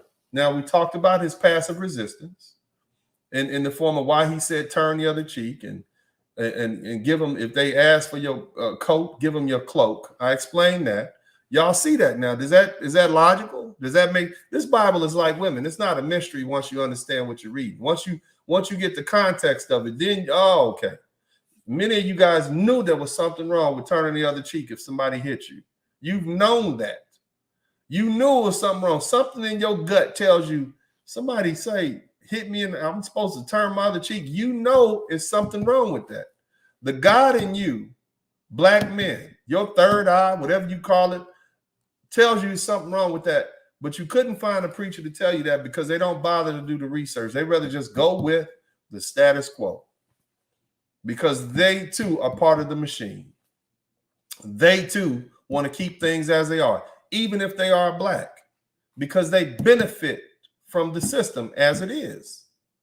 You see, your preachers, lawyers, doctors, cops, even you benefit from the system as it is. And so you want to kind of keep things the way it is. But see, I'm here to speak the truth to you and challenge you and make you go look for yourself. I hope this drives you to your Bible. You see what I'm saying? But I know you felt some kind of way when they said turn the other cheek. Same thing as give them the cloak off your back if they ask for your coat. You feel a certain kind of way. But now that you understand that this is Jesus's way of telling his people who were subjected to the tyranny, they were throwing Jewish people in the lion's den. They were throwing them in the pit and in the Colosseum, in the arena. This is not too much they could have done. You see what I'm saying? They couldn't. It's not a time and place for them to pick up arms against the Roman Empire. They couldn't do that. They would have been decimated and destroyed. So Jesus had to come up with a passive way of resistance. So like, am I resisting or not? I mean, it's a passive way of resistance. And this is what they chose to do. And they're not the only one. Let me give you something, because and I'll talk about this in a minute. But we have two modern leaders who did the same thing. Mahatma Gandhi and Dr. Martin Luther King. But first, I want to give you some more. If you don't believe that Jesus was a revolutionary, I gave you some of his words from the Sermon on the Mount. Now let's look at how the government acted towards him, right? We all know that Jesus was some kind of way captured and ended up on a cross, crucified, right? We get that, right? But in effect, he was arrested. He was arrested and his charges were sedition and inciting the people to riot. What was he? He was a king of the Jews? Are you trying to take these people under our authority? You're saying you're the king You want us to separate? You want your own land? You looking for the promised land? Right? He was basically advocating sedition. He was basically advocating separation. Just like those Confederates in the South in 1860, they seceded from the Union. Sedition. He was basically trying to separate his people from their oppressor.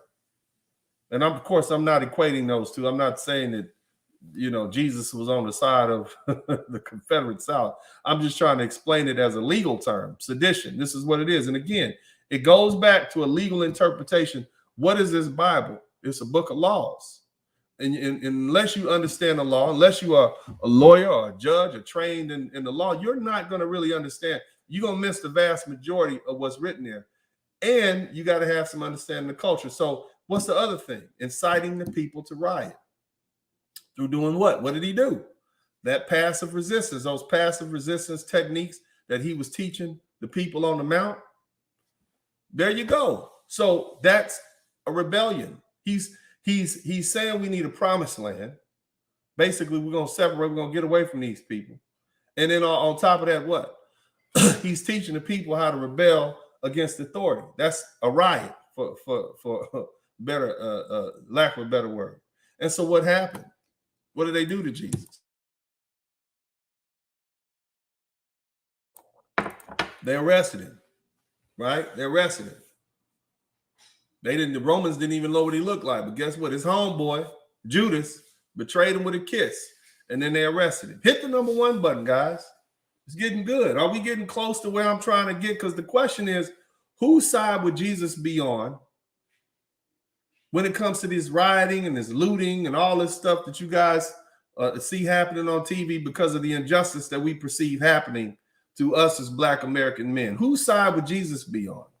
Now that you understand that Jesus was a revolutionary and he advocated passive resistance to the Roman government and the separation of his people, right? And that he was arrested for inciting the people to riot and sedition. Whose side do you think he's on? We ain't got there yet, but we're going to get there. See what I'm saying? See, Braxton Spivey, you talking about what's not in there in the Bible. Let's talk about what's in there, because there's plenty in the Bible that we can figure out and will help you in your guide and guide you through. Now, again, we know Jesus' charges, right? And he was basically punished for trying to overthrow an oppressive system that was oppressing his Hebrew people, his Jewish people. He was arrested by the Roman government. He was tried, he was convicted, and he was executed. That's what happened to Jesus Christ. He was executed for those crimes, sedition and inciting the people to riot, basically. So he was a revolution. He died as a revolutionary. His crucifixion was just a way in which they killed people who were executed by the state in such a torturous manner as to deter others from wanting to do it. They could have just stabbed him in the back room somewhere.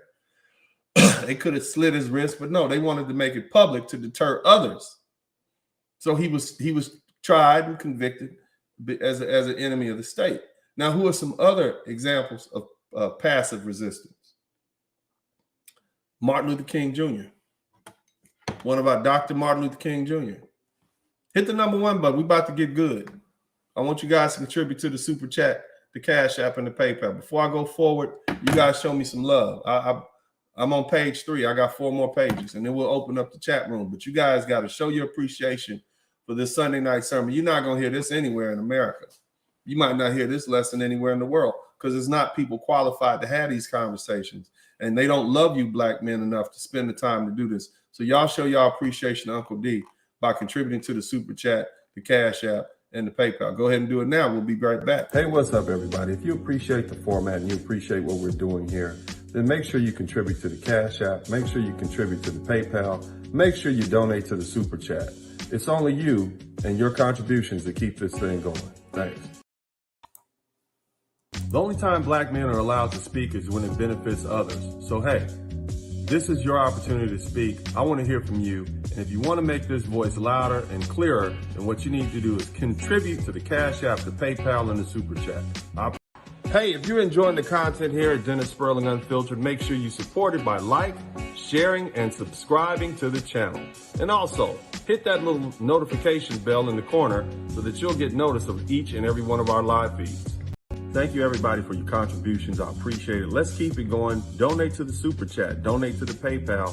Donate to the Cash App. It's your contributions and your donations that'll cause for this platform to grow. Let our voice be the voice, the preeminent voice in Black America. All right, we're back. We got a couple of new donations. I want to give a big shout out to Urban Eagle, Solo Dome. I mean, you guys are the only ones contributing. Nobody else is. Y'all, is this boring to you guys? Does this feel like church? Like when grandma dragged y'all into the church and made y'all be quiet and set up y'all sleep now? You know, is this what's going on? Before I go any further, man, I want to give a big shout out to all my brothers and the members of the Nation of Islam. That's me right there with some of my buddies. You know, you guys, that was, what year was that? I'm trying to think of what the year that was. Man, damn, that was 95. Shoot, I can't remember. Oh man. Oh God, it might have been 90. Shoot, man, I'm gonna have to look that up. I wish some of my guys were in here, but that were there with me. Darn it. Man, it could have been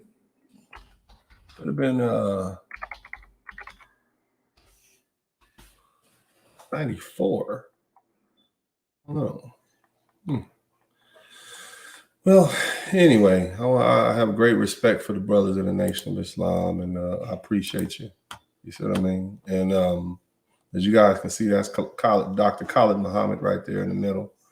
And I learned a lot from them, you know, and it was a good starting point. And listening to, I suggest you guys take a listen to one of Minister Louis Farrakhan's programs, Who is Jesus? I mean, he doesn't talk about what I'm talking about, but it's definitely an eye-opener. You know, as you guys know, I'm an attorney. This is me standing out in front of the federal courthouse. I'm also a artist, you know, which means I deal with music and I write, constantly processing complicated ideas and talking to you guys about it. And of course, an author.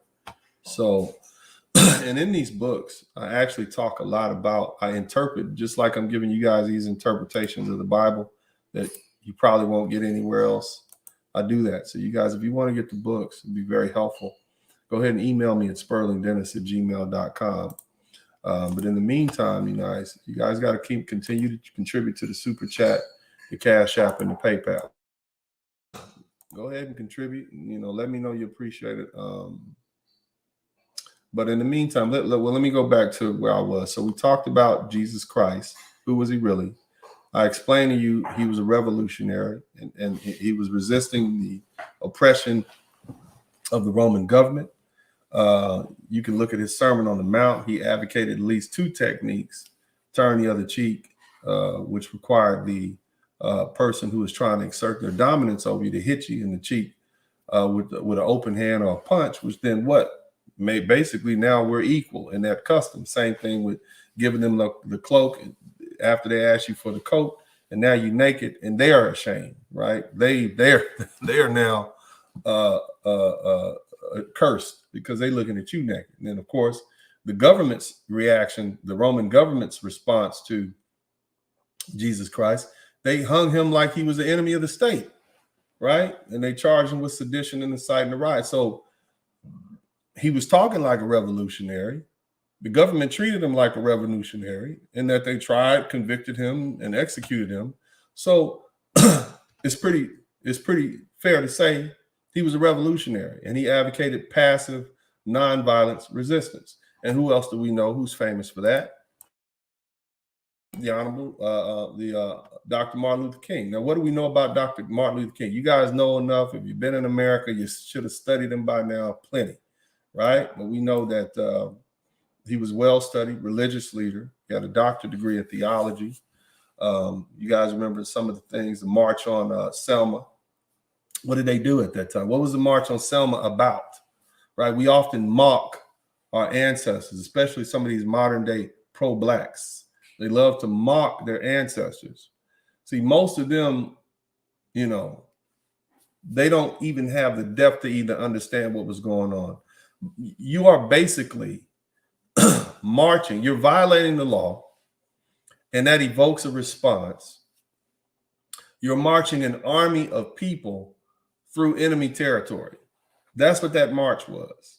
You're breaking the law, you're agitating the government, and you're looking for a response because you want them to do these injustices on you. See, it was illegal, right? It was illegal for them to march through Selma. It was illegal for them to do that. And it was still injustice for them to beat them up, even though what they were doing was illegal. That's not justice. But by marching these people and all these passive forms of resistance, it caused for the government to have to respond. See, the worst thing they could have done was just go along with it. The status quo is the biggest enemy to revolution and change. So by forcing them to act and enforce these unjust laws, now they have to say, well, they have to justify the fact that, yeah, even though it's legal, it's still unjust. And over again, there's a groundswell of saying, yeah, that might be the law, but this is not justice. And so you begin to prove how unjust it is. The same thing happened with Mahatma Gandhi. Now, he was an Indian lawyer. He was well studied. And Gandhi is, if you guys don't know who Gandhi is the most famous for his philosophy of nonviolence that has helped inspire civil rights leaders around the world. And although Gandhi was not the originator of the principle of nonviolence, he was first to apply it in the political field on a large scale. The concept of nonviolence has a long history in Indian religious thought, with it being considered the highest dharma or ethical value virtue, a precept to be observed towards all living beings at all times, in all respects, in the action, words, and thought. Now, those of you guys who are with me, hit the number 1 button. Where am I going to go now? Right? Because Dr. Martin Luther King picked up some things from Gandhi, right? And then Gandhi, what was he did? He did philosophy. He had a philosophy of nonviolence that he got from where? Huh? It has a long history in Indian religious thought. Now, let's slide back to that question of what happened to Jesus Christ from the age of 12 to 29. What were one of the theories of where Jesus Christ went in those unknown years? What did I talk about? Huh? What did the Nicholas Notovich say? Right? What did he suggest? The Russian guy. Right? What did he say? He suggested, and there's no evidence to back it up, that Jesus studied in India. And if he studied in India, then that would make sense why he would come back with this nonviolent philosophy, which is what? What was it?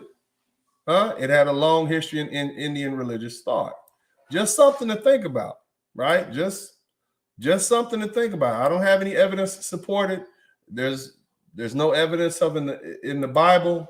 And if you extrapolate from those passages in the Bible, they said Jesus has been around here. He's the carpenter's son, but we never know, right? Because we weren't there and the Bible doesn't speak on it. I'm just saying Jesus had to learn something somewhere from somebody because he clearly knows some stuff. You see what I'm saying? Now, Braxton Spivey, he said, didn't Gandhi also despise blacks too? Yes. I believe he did say some harsh things about the South African blacks. But does that mean you can't learn from him? You can't learn war science from some of these guys in the military who are generals and captains and lieutenants that don't like black people? Is that what you're saying, Braxton? You can't learn from your enemies? Let me suggest this. I was a young lawyer. It's 2003. And I had a car accident case. And opposing counsel was this old white guy from the North Shore of Louisiana. Racist as hell. You know, old white redneck, probably dead by now. And I knew he was racist. I knew he didn't like me. He didn't like my client. Whatever. I don't care. I'm here for the money. I'm here to do my job. Thing was, I had about 3 or 4 depositions from him. And one of the depositions, I objected to him asking a question of a witness who wasn't my client. Mind you, I'm fresh out of law school. I said, I object to the question. He said, you can't object to this question. This is not your client. He was right. He was right. That wasn't my client. I can't object to the question of a statement being given by somebody who I'm not defending. In other words, you're just a witness. He asked the question. I answered the question. He didn't like that. It's not. I can't object to that.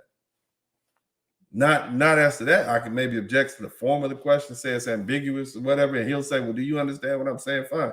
So my whole point is, even though this guy, this old white guy, was an old racist, and maybe he was, maybe he wasn't. He kind of came off like a jerk, right? But bottom line is, you can learn from people who don't like you. Don't be so closed-minded, Braxton, that you want to shut off a vital resource. Let me tell you something. Most of these folks, when you go to these colleges, these universities where they teach law and medicine, they might not necessarily like you, but it's not their job to like you. It's their job to teach you, and it's your job to learn. No matter who is in front of you, you want to learn from this person as much as you can. You see what I'm saying? Listen to what your adversaries have to say. Hell, oftentimes you can learn from the advice and the actions of your enemies more than you learn from your friends and your allies. You can pick up a lot.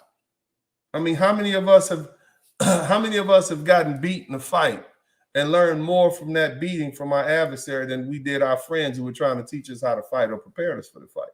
So don't close your mind off like that. Don't allow your emotions to get in the way of your well-being. Okay? And then some people are saying Gandhi is not racist. I don't know. He said some things that were anti-black, that demonstrated some anti-black sentiments. To categorize him a racist is because of that. I don't know.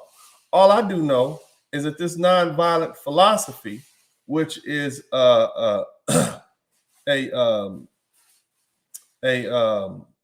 principle, a well-known principle, and has a long history in Indian religious thought, works. It worked for Jesus. It worked for Gandhi. It worked for Dr. Martin Luther King. And now on to Nelson Mandela. Nelson, who is he? Now, mind you, something else I want to share with you guys, and it kind of proves my point from earlier. Mahatma Gandhi was an attorney, right? Nelson Mandela, I don't know if he was an attorney, but I know he studied law. Who was he? Do you guys know Nelson Mandela? He received a Nobel Peace Prize in 1993 for peacefully destroying the apartheid regime in South Africa and laying the foundation for democracy there. He was raised in the Methodist denomination of Christianity. So he was a lawyer and he was a Christian. He was a religious man. And he basically retained an allegiance to that. So he also advocated non-violent resistance. That doesn't mean roll. It means get in the way. It means not allowing the status quo to continue to occur, right? So here's what I want you guys to think about, right? You guys with me? Hit the number 1 button if you're really with me, right? Hit the number 1 button. I want to hear. Hit that number 1 button if you're with me, folks, right? So the question now that I have to ask you guys, this new young generation, right? You young black brothers and sisters, you catching all these hell from these old folk telling y'all to, march peacefully, all this riot and looting and all this stuff you're doing, right? The question is, are you justified based on the injustices that you perceive? Are you justified? What you're doing when you're blocking these roads, you're making it difficult to maintain the status quo. What you're doing when you see black men being killed and shot by the police and whatnot, you're making it difficult for them to maintain the status quo. You see? You're making a difference. And the status quo is what? Right? The status quo is cops kills an unarmed black man. They get a GoFundMe account. They get paid vacation.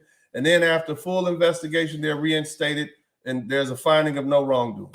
Right? That's the status quo, right? You see? Isn't that what is happening for years? Cop shoots a black man, gets put on paid vacation. 6 months later, whatever, a finding of what? Nothing wrong happened. Now, what's going on now? Since the sacrifice, and I'm not talking about Jesus' sacrifice, right? What's going on now?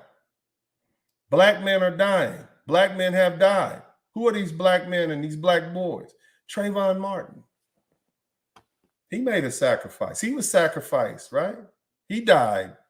Eric Garner, he was killed by the state.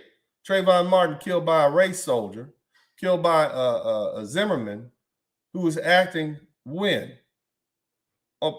Because of who? Because of what he saw in the environment. So he killed that little black boy, Trayvon Martin. The New York police officers killed Eric Garner. George Floyd killed by the state. Dante Wright killed by the state. And so many others. Trayvon Martin, his killer got free. Eric Garner, nothing happened to them. George Floyd, by that time, and this is dozens and dozens, hundreds of people later, or dozens of people we've seen get shot down by these videotapes. You saw people out in the streets marching. They upset the status quo. They entered into the highways, blocked traffic. This is what they did. Now, cops are going to jail. It's no longer business as usual. When a black man is murdered by the state, it's not happening now, right? Now, the question that you got to ask yourself, and this is when it gets good. We talked about Cain and Abel. We talked about Jesus. Clearly, Jesus, the sacrifice Jesus gave, he was worthy, right? In our opinion, looking back at it 2,000 years ago, right? Because he was the son of God. He was doing miracles. He was all this good guy, this great guy. But the Romans didn't think much of Jesus. In fact, they mocked him when they crucified him, and they hung him between two common criminals. This is what they thought about him. Similarly, just like the Romans mocked Jesus, Fox News, right, who basically seems to speak on behalf of that conservative half of the state and probably speaks on behalf of a lot more than the people who label themselves conservative, they mocked Trayvon Martin. They mocked George Floyd. They mocked Dante Wright. They made them out to be criminals.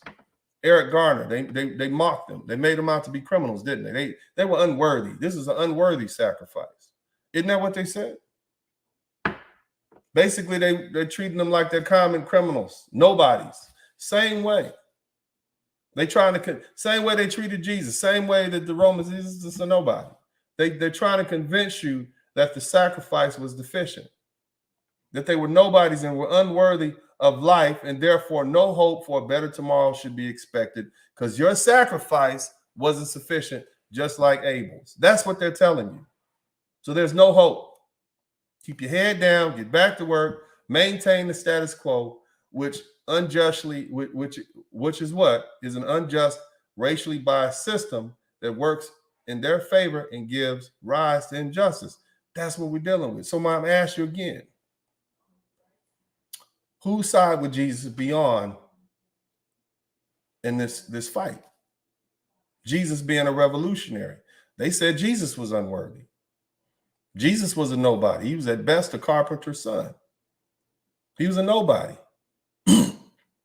No money, nobody of any substance would follow. He was followed by 12 losers, basically. He was advocate, and on top of that, he had the nerve to advocate passive resistance. This guy, his own people didn't even like him, right? Remember the Jewish, the Hebrew priests, they turned him in. Remember, they had a choice between saving him and this murderer.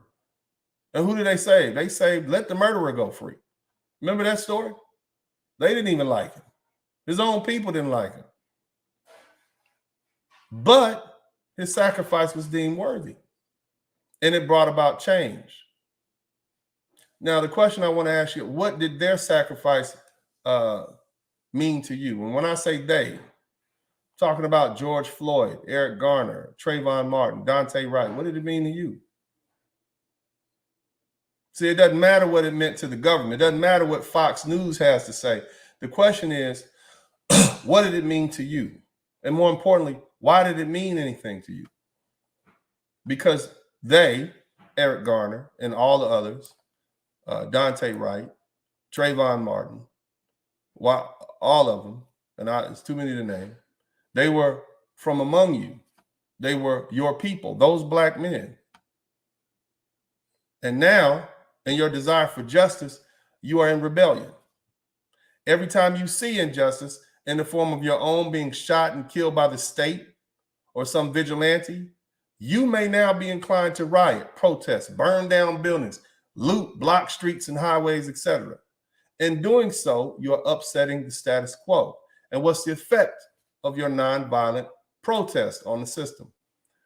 And some of it would be being violent, but in my opinion, Dr. Martin Luther King, you know, you march an enemy army, breaking the law down through Selma, Alabama, that's not nonviolent. You're an occupying force.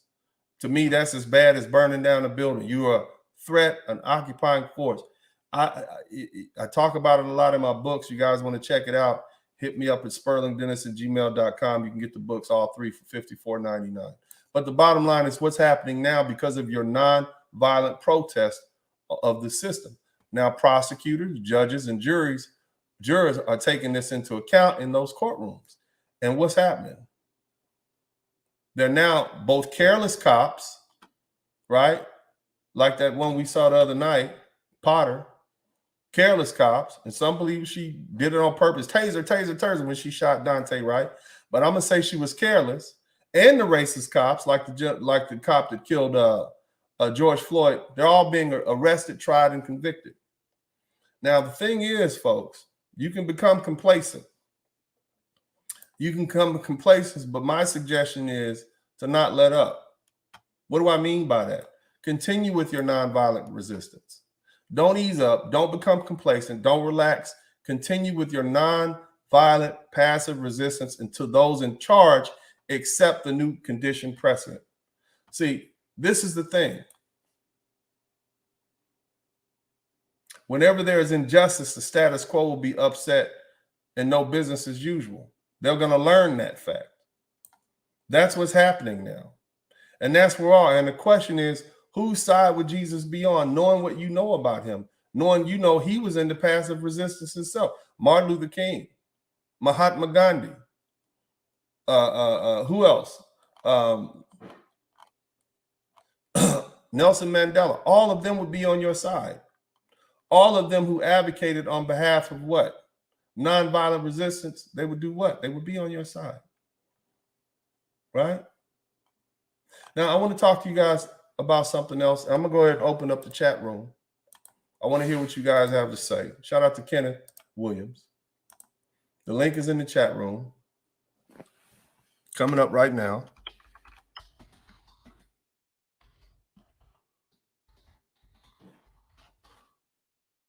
Okay. I want you guys, if you want to talk about this, come in. I want to tie this up because I've heard this before. What do I hear? We talk now about the new problem of lawlessness. See what's happened now. The police are saying, "Oh yeah, y'all wanted to defund us. Well, what we're gonna do is we're just not gonna respond to all this stuff, and now everybody's gonna suffer, right? As a punishment to the public. That's what they're doing, right? Isn't that what the cops are doing right now? That L.A., Chicago's going crazy. My question to you all is, first of all, people who have not received justice under the law are not going to be bound by the constraints of those laws that don't produce justice for them. In other words, you're asking these folks who've watched hundreds of black men be killed and murdered on videotape to listen to the law. The same people, right? The same, you killed black men on TV. We watched hundreds and hundreds of times. It's too many lists, too many people to name. We've watched this, and then we watch these same cops get set free. So to these people who are watching this, this is not justice. It's the same thing as the Christians being persecuted by the Roman government. You're throwing our people in a coliseum and having them eaten alive by lions. And then you get angry when we break the law. But even though your law is that you can do that to us, it's still not right. It's still not justice. Even though it's legal, it's still not justice. Slavery was legal, but was it just? See, justice and slavery, justice and what's lawful and what's unlawful and what's right and wrong do not always intersect. Something can be right, but it can be illegal. Something can be just, but it can be the wrong thing to do. It's wrong to loot and burn and block freeways. It's wrong to do that, and it's illegal. But under the circumstances that we're dealing with, and if the whole point is to achieve justice, and in achieving justice, you need to upset the status quo, then it's the just thing to do. You get that? It's wrong to burn down people's property and loot and all that. It's wrong to do that. It's illegal to do that. But the question is it just under the circumstances? Why are you asking people who have not received the benefit of the law? And this is why it's important to understand that people like Nelson Mandela and Mahatma Gandhi were lawyers. They understood this. It's important for you to understand that people like Dr. Martin Luther King and Jesus Christ himself studied the Bible and the Word of God. They understood justice. They understood that the Bible is a law book. All these people have one thing in common. They understood from a perspective of justice as opposed to right and wrong and what's illegal and not illegal. Something can be illegal one day, they change the law, and it could be legal the next. Look at marijuana. It used to be illegal. Now it's not, right? They can write something out. Next thing you know, something that's been illegal for 100 years is now legal. That's how that works. So legality is just a question of what the people want, what the people are willing to tolerate. This is where we are. But justice remains the same. Justice is always justice. Injustice is always injustice. And these are the concepts that we need to discuss. So back to these children, back to this new young generation of Black Americans who have said, no, we want justice. But we don't care what you say. Whose side would Jesus be on? Based on what we know about him. He was about their same age, 29, 30, 31, 32, 33. He was about their same age when he was a revolutionary. He understands why you're supposed to make it difficult to maintain the status quo, right? The status quo being what before? Cops kill an unarmed Black man. He gets a paid vacation. He gets a GoFundMe account. He's reinstated after full investigation determines that there was no wrongdoing. That was the status quo. Now, what's going on? You got cops going to jail now, right? That's not usually what happens when they murder an unarmed Black man. Usually, like I said, they go with the status quo, right? We talked about the Black men who've made that sacrifice. Trayvon Martin, Eric Garner, George Floyd, Dante Wright. Things are changing. And again, I explained to you, the Romans didn't think much of them. They didn't think much of Jesus like most of the conservative folks in America don't think much of Dante Wright. They tried to call him a criminal. They tried to paint Trayvon Martin as a criminal. They tried to paint George Floyd as a criminal. But that didn't matter because he meant something to you, right? And it's making a change. Now they're afraid that the status quo will be upset. Now, I want to go to something else. And I talked about this, the crime wave. What do I mean by the crime wave? I mean about in LA, you got people running up on people and taking their stuff, showing up at their houses, right? The police have been overrun and they've been neutralized, right? They're being overrun by people who did what? People who typically the same people who feel that injustice have been done to them, committed unto them, right? Now, my question to you is, who taught them injustice? Because it's not right to run up on somebody's house and hit them in the head and take their stuff. That's not right. That's wrong. That's wrong, and it's illegal. But who taught them injustice like that? Because, see, for the police, they've been doing that to black folks for hundreds of years now. We've been having the same conversation since the end of slavery with Frederick Douglass. The question now is, if that's injustice, and it's been injustice for 200 years, who made the status quo injustice? Who taught them injustice? Now, here's the thing. There are those of us who've benefited from injustice. We've sat by from our comfortable position and allowed injustice to occur, and having injustice and watch as injustice has been done upon them. And see, this is not a black or white question. This is not a black, white, Asian, Latino, or Arab question. It's black folks, right? Everyone looking on from their cushy spots underneath their umbrella in this unjust system, right? This unjust system that has made you a banker or a well-paid plumber or electrician or lawyer, myself included, movie star, rapper, whatever.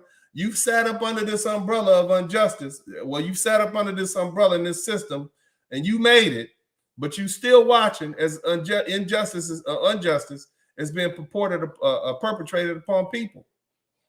Black people, you see that black woman who's the politician, she all got carjacked. These are the same people, these young black people that injustice is being being done unto. She black and they black. It's black people getting robbed in LA and Chicago, everywhere. But see, now you're paying the price for your complacency. We all are. You're afraid to go out at night. You got to keep your strap on you. This is what we're paying for. We're paying for our complacency. As the saying goes, injustice anywhere is a threat to justice everywhere. These are the words of Dr. Martin Luther King Jr., and they're a reminder that we all have a responsibility to take a stand when we see injustice. Otherwise, we may soon suffer injustice at the hands of those who have been done unjustly. Just like the Romans were eventually decimated by those that they call barbarians and savages, whom they treated unjustly, our country is headed down the path unless we undergo a course change, a course correction. And this is what I think I see happening. Now, before we go any further, and I want to make sure I know we got Devin in the house, right? I want to talk about this last thing. And it comes in the context of Chicago, because every time we talk about a black man being shot by the police, they always say, Chicago. What about Chicago? What about the black people? What about that? That's what they say all the time. Fox News, they use that to deflect from the injustice perpetrated by the state against an oppressed group of people by bringing up black on black crime in places like Chicago. And basically what they're saying is, well, if you're willing to do our question is, how much is a black man's life really worth? You see what I'm saying? In other words, if a black life was so important, why don't y'all riot and loot and do all that stuff every time somebody is killed by a gang in the inner city? Even innocent. I'm not talking about, innocent people are killed. Y'all don't riot for that. And see, here's my response to that. And you guys listen very carefully and hit the number 1 button, but listen very carefully. Let me know you listen. There's a difference. Those crimes that are happening in the inner city, they are not sanctioned, right? They're not government sanctioned and institutionalized injustices. See, it's a crime problem. It's localized in a particular area that you can actually escape if you work hard, you sacrifice, and you move yourself and your family out of that crime-ridden area. See, this is unlike an unjust system, which is nationwide. And everywhere you go, it's there. It's inescapable. It's symbolic of a system-wide set of principles that can't be ignored, because it puts it in your face each and every time you see a recorded execution of another black man at the hands of a careless or racist cop or a vigilante citizen, you see, who is taking their cues from this unjust system. You see, now here's the funny thing. It's not funny, but here's the thing. Even the crime problem is indirectly related to the government-sanctioned institutionalized injustice. What's the source of the problem in Chicago and all these other inner cities? It's the governmental policies that specifically targeted Black communities, underfunded the schools, redlining, segregation, the importation of illegal drugs, which are available to use and be sold in the neighborhood, but we didn't bring them in there. Also, alcohol and guns. Seems like there's a gun shop and a liquor store on every corner, along with the criminal targeting of Black men and the removal of Black fathers from the community. So the question is, this is the question, whose side would Jesus be on? Recognizing that Jesus and the Most High in the Bible, they've always sided. They've always sided with the oppressed against the oppressor. That's where we are right now. This is the questions that I have. So when the question is, whose side would they be on? I think Jesus would understand. I think the Most High, I think whatever rioting and looting people are complaining about, I think Jesus will be on the side of those oppressed. And they would say these people are seeking justice. This is where I'm at. Okay. We got Devin in here. And what we're gonna do is, what's up, Devin? How you doing? We're gonna take a quick break. I want you guys to come in. The link is in the chat room. I want to give a shout out. I got a sponsored video I'm gonna come up to do real quick. I got one of my guys. He's the first one to contribute to the super chat. He wants to hear this video. I'm happy to provide it for him. So what we're gonna do is we're gonna take a quick break. We're gonna take a little musical break real quick. Okay, we're gonna get this little musical break popping off, and then we're gonna come back shortly and we're gonna get this conversation going. All right, I think it's important. I think in the context of you need to make the Bible needs to be a living, breathing Bible. I think that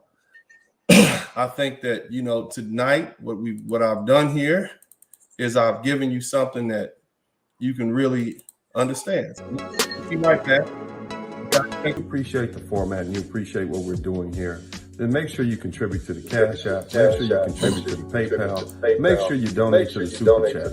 It's only you and your contributions to keep this thing going. Thanks. All right, we are back. Look, I think this is a good conversation we're about to have. You guys appreciate what I'm doing. Make sure you contribute to the Super Chat. I know y'all see that you can see me in high definition TV. I had to mess around and get myself a trim up and brush my hair because y'all can see a little too clearly, a lot clearer that I wanted y'all to be able to see. Okay, so Uncle D, I had to do all kind of stuff to make myself look a little bit more presentable. You got to, lay it down and whatnot. But I got to pay for this stuff, man, and I take a lot of time to put these programs together, and I engage with you all, and whether you think I'm dead wrong or whether you like some of the points that are said, I appreciate the engagement, but I also need you guys to show your appreciation by your contribution. So I want to give a shout out to Solo Dolo. Thank you so much. And then W. Alfonso, by the way, Solo Dolo, he was the first one to contribute, and that's why I played that video of his choice. Now, Devin, it's a touchy subject. Yes, it is. A whole lot of people call me angry. They say you can't be talking about the Lord. That's my area. Okay. I have found a lot of brothers, especially brothers who are of meager means, who we call, deem unsuccessful. They don't like successful Black men talking about religion because it is at some point they feel that that in this society that we live in, you are supposed to vilify the rich. You're supposed to vilify the successful. Anybody has a few dollars more than you, they're vilified. Okay. And then the other thing, the only avenue of any sort of influence that a poor man has is through religion. And this a poor, powerless person who we deem unsuccessful is religion. I have a better interpretation of God than you. You see, they like to be able to do that. And so all logic goes out the window. It's like you got too much already. You see what I'm saying? So I understand where a lot of that comes from. And so what I just trying to do is like, is it logical? Can you find these verses in the Bible? Does it make sense? And does the common sense, is it supported by what we know and what we see? My question is, who would Jesus support? Based on what you said, who would Jesus support under the circumstances that we're in right now? Go ahead and go. And then you guys make sure you hit the #1 button, thumbs up button, contribute to the super chat. Go. What do you got, man? You're absolutely right, brother. Ever since I was a child, I was raised in the church, in the Catholic Church. Shout out to my mom, Merry Christmas, for raising us in the church, me and my brothers. And I was taught to try to be Christ-like from being a child, and I never lost that. I grew up, got a little gangster, I understand, but I never lost trying to have the mind of Christ. And as an adult, I would have to say that trying to be Christ-like makes me just as much of a rebel as I am today, because Jesus was in fact a rebel. Jesus was in fact a rebel, and you cannot be compassionate about injustice, about suffering. You cannot be compassionate about suffering without eventually becoming angered over injustice, because injustice is unnecessary suffering. Suffering that is caused by the actions or the negligence of a human being. And if you are a compassionate person, it just stands to reason that you're going to evolve into a rebel. Jesus Christ was a rebel. Okay, he was a revolutionary, and some of the people he hung with were criminals and rejects of society, and everybody knows that. We are here to honor Jesus. I wouldn't take that for granted. I don't think everybody knows that. I think we think that many people think that the 12 disciples are these saints. And as I pointed out, you had a couple of fishermen, some thieves, a tax collector, a zealot, which was our equivalent to a hotep in these days. Peter cut the ear off the cop that came to arrest his boy. Yeah. And then he turned around and denied him 3 times. You see what I'm saying? Yeah. So we weren't really about that life. But Brick Slinger, thank you so much. And we're going to go back to Devin in a minute. What are your thoughts on this conversation? I hope I did a good job in my outline breaking it down. What are your thoughts? First things first, thank you for the opportunity to be in part of this conversation. And so far, you definitely broke it down to a T of what the topic is about, which is Jesus Christ and the revolutionary. Will he be on the side of looters and rioters? My thing is this. Yes, Jesus definitely was a revolutionary. However, his revolutionary was so unique to the point where it would be hard to put him on one side. You know what I'm saying? So it's like he was so against what the Pharisees and the Sadducees was doing, even though he told the people, like, yo, do what they teach you, but don't do what they do. You know what I'm saying? And he displayed a passion to just look out for those who are impressed.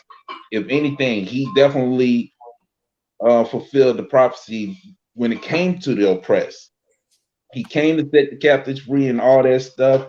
And like I said, his revolutionary was so unique to the point where it's kind of hard to say he will be on one person's side when almost everybody on every side, whether it was politically, religiously, or socially, either wanted to rock with him or take him out. So I think I want to ask you a question. I want to tell me what you think.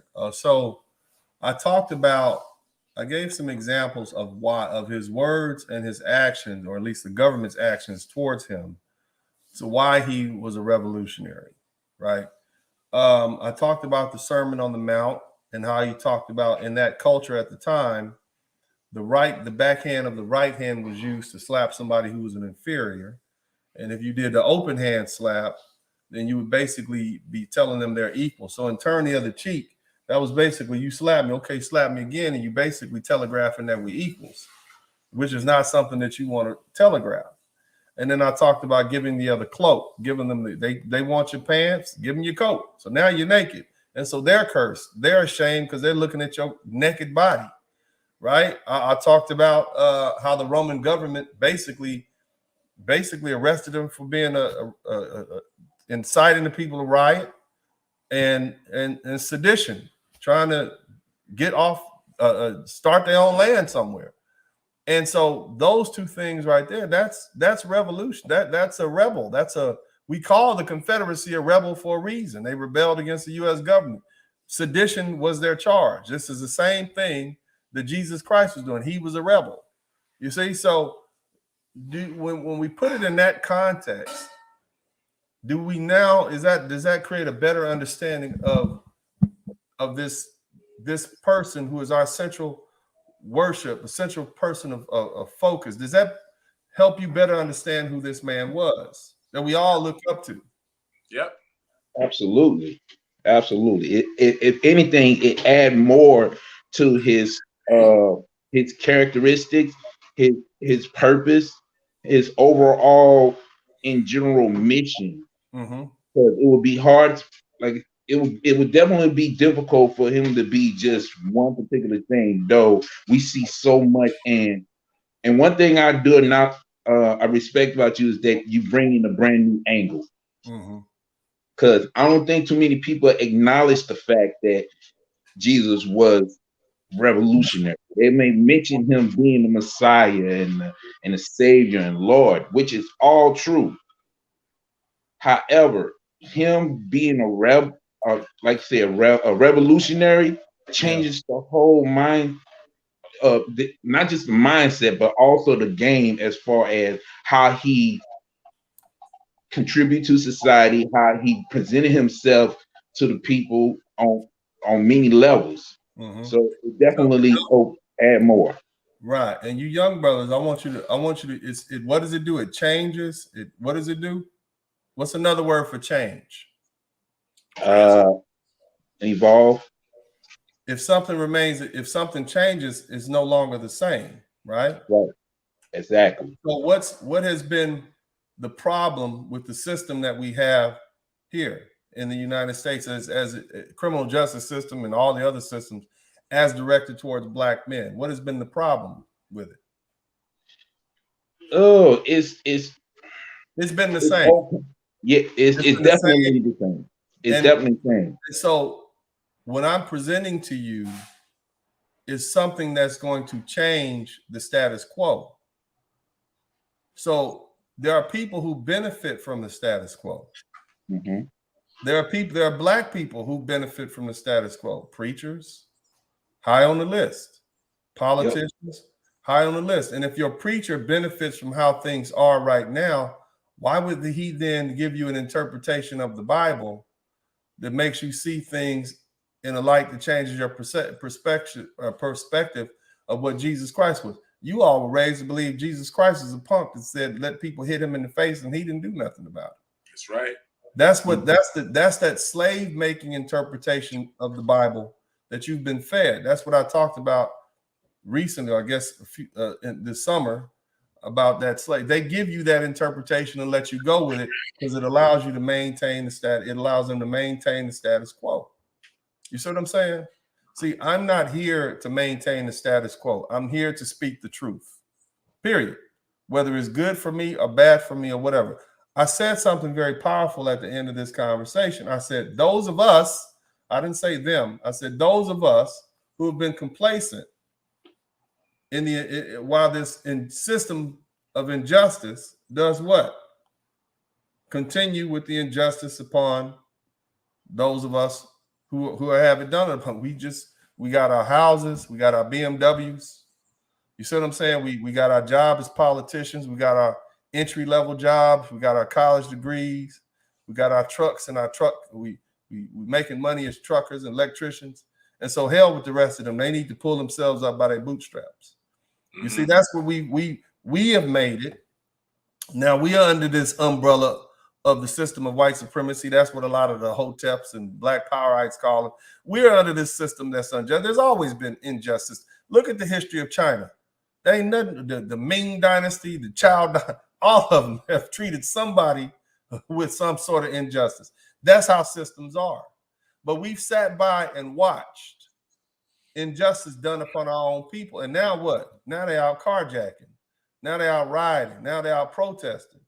And we too may suffer from that. Them young bloods don't care about you. If you are riding around in a nice car, that means you've benefited from the system. They don't care. You see what I'm saying? So this is a very powerful. See, I'm not letting myself off the hook.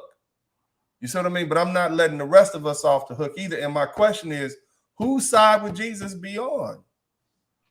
You see what I'm saying? Jesus might be on the side of the people running up on you, taking your stuff, than on your side because you've benefited from this system of injustice. Isn't that hard to digest? That's a painful pill to digest because we all want to see ourselves as righteous and holy, and I've done the right thing, and I pulled myself up by the bootstraps, and I've been to Sunday school every day since I was 10. You see what I'm saying? So it makes you look in the mirror. You've ignored injustice. Like Dr. Martin Luther King said, a threat to injustice anywhere is a threat to justice everywhere. Isn't that interesting? So think about that, and we're going to go over to Devin again, and we'll come back to you. What are your thoughts on that, Devin? You know, brother, I don't think Jesus would have been a socialist like a lot of people think, and I don't think he would have been a communist because, and all in all, I don't know about that. I just want to talk about. Yeah, but I just want to know about. In my imagination, if Christ were alive today, he would have definitely lost his YouTube channel by now. He would have definitely had his YouTube channel taken down by now. I want to ask you a specific question about what we talked about because I want to stay on this topic, and I don't want to. So I mentioned earlier about sacrifice and the definition of sacrifice. Yeah. Sacrifice being what? We know that the ancients used to sacrifice cows, and it was you would sacrifice something now so that it's like a deposit in the bank that would grow. You sacrifice something now so that you can benefit later. It's a very human thing to do. It's still alive. It's a maturity. It's a sign of evolution. Animals don't do it. Jesus Christ, at the time he was sacrificed, crucified, was what? His death brought about change. But here's the thing. He was deemed unworthy by the Romans. He was just, look how they hung him up between two thieves, between two common criminals. He was a nobody. Just like Eric Garner was a nobody to Fox News. Just like Dante Wright. They treated him like a criminal. He was a criminal. He was hung between. He was convicted of sedition, inciting the people to riot. He was a criminal. Jesus died as a criminal. You see what I mean? So my question is, do you see the similarities between them, the Roman government demonizing Jesus Christ, and Fox News and some of these other conservatives who represent the government demonizing our brothers who were killed? Do you see that? Absolutely. Absolutely. Just like in the Bible when they said nothing good could ever come out of Nazareth. That's like a white person saying today, no black man is ever going to be shit. I mean, that's watch the language, yeah, but no black man, nothing coming out of Harlem. Exactly. It's the same thing, man. I mean, they said he came from a condemned people. That statement, right? That statement about Nazarenes, right? That's saying that he's nothing because he came from people who are nothing, according to their opinion of the people of all of the people of Nazareth. That's why they put INRI. I mean, come on, man. They made sure to rub that in. This Nazarene had the nerve to call himself king. Okay, that was sedition. Black people today. That's the same way they look at black people today. Yeah, and that was sedition. Of course. That's why he was charged. Yeah. Right. Here's this Nazarene claiming to be a king. It's like saying, here's this N-word. I mean, it's the same thing, man. It's just another N-word. Yeah. That's all. So here's the thing. What do you think Jesus' sacrifice meant to his people? They didn't understand until much later. His people didn't appreciate him and understand him until about 400 years later. But what it meant to all of us was our salvation and the end of sacrifice. But do you understand how his sacrifice, you sacrifice now something this great, this Son of God, this miracle worker, this good person, and you sacrifice this, and I'm gonna give you the definition of sacrifice as in the dictionary, if I can find it real quick, because I found it. The act of giving up something that you want to keep, especially in order to get or do something else to help someone. We could use Jesus right now. We could use some miracles to heal some cancer and all that right now. But we gave up something we wanted to keep in order to get or do something else right? Yeah. That's what Jesus' sacrifice is for. Our black brothers who've been killed by these police, we could have used them right now. And I'm not just talking about the ones who've been killed on film, on video. We could use them as fathers, as brothers. The children they could have had. The children they could have created. Children they could have had. As our comrades. We could use them. This is something we wanted to keep, but their sacrifice, what? It won't go unfulfilled. Now, what has happened? Now the status quo. People have said, no, it's enough of that. You've sacrificed enough. We've seen what you've done. And now the status quo has been upset. And I talked about to Brickslinger a little bit. The status quo has been upset. Now people are saying, no, we've given enough. You got a sufficient sacrifice.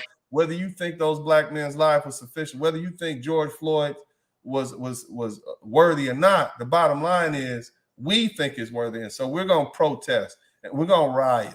And now you have to change the status quo. You see how that law of the universe works? Oh, yeah.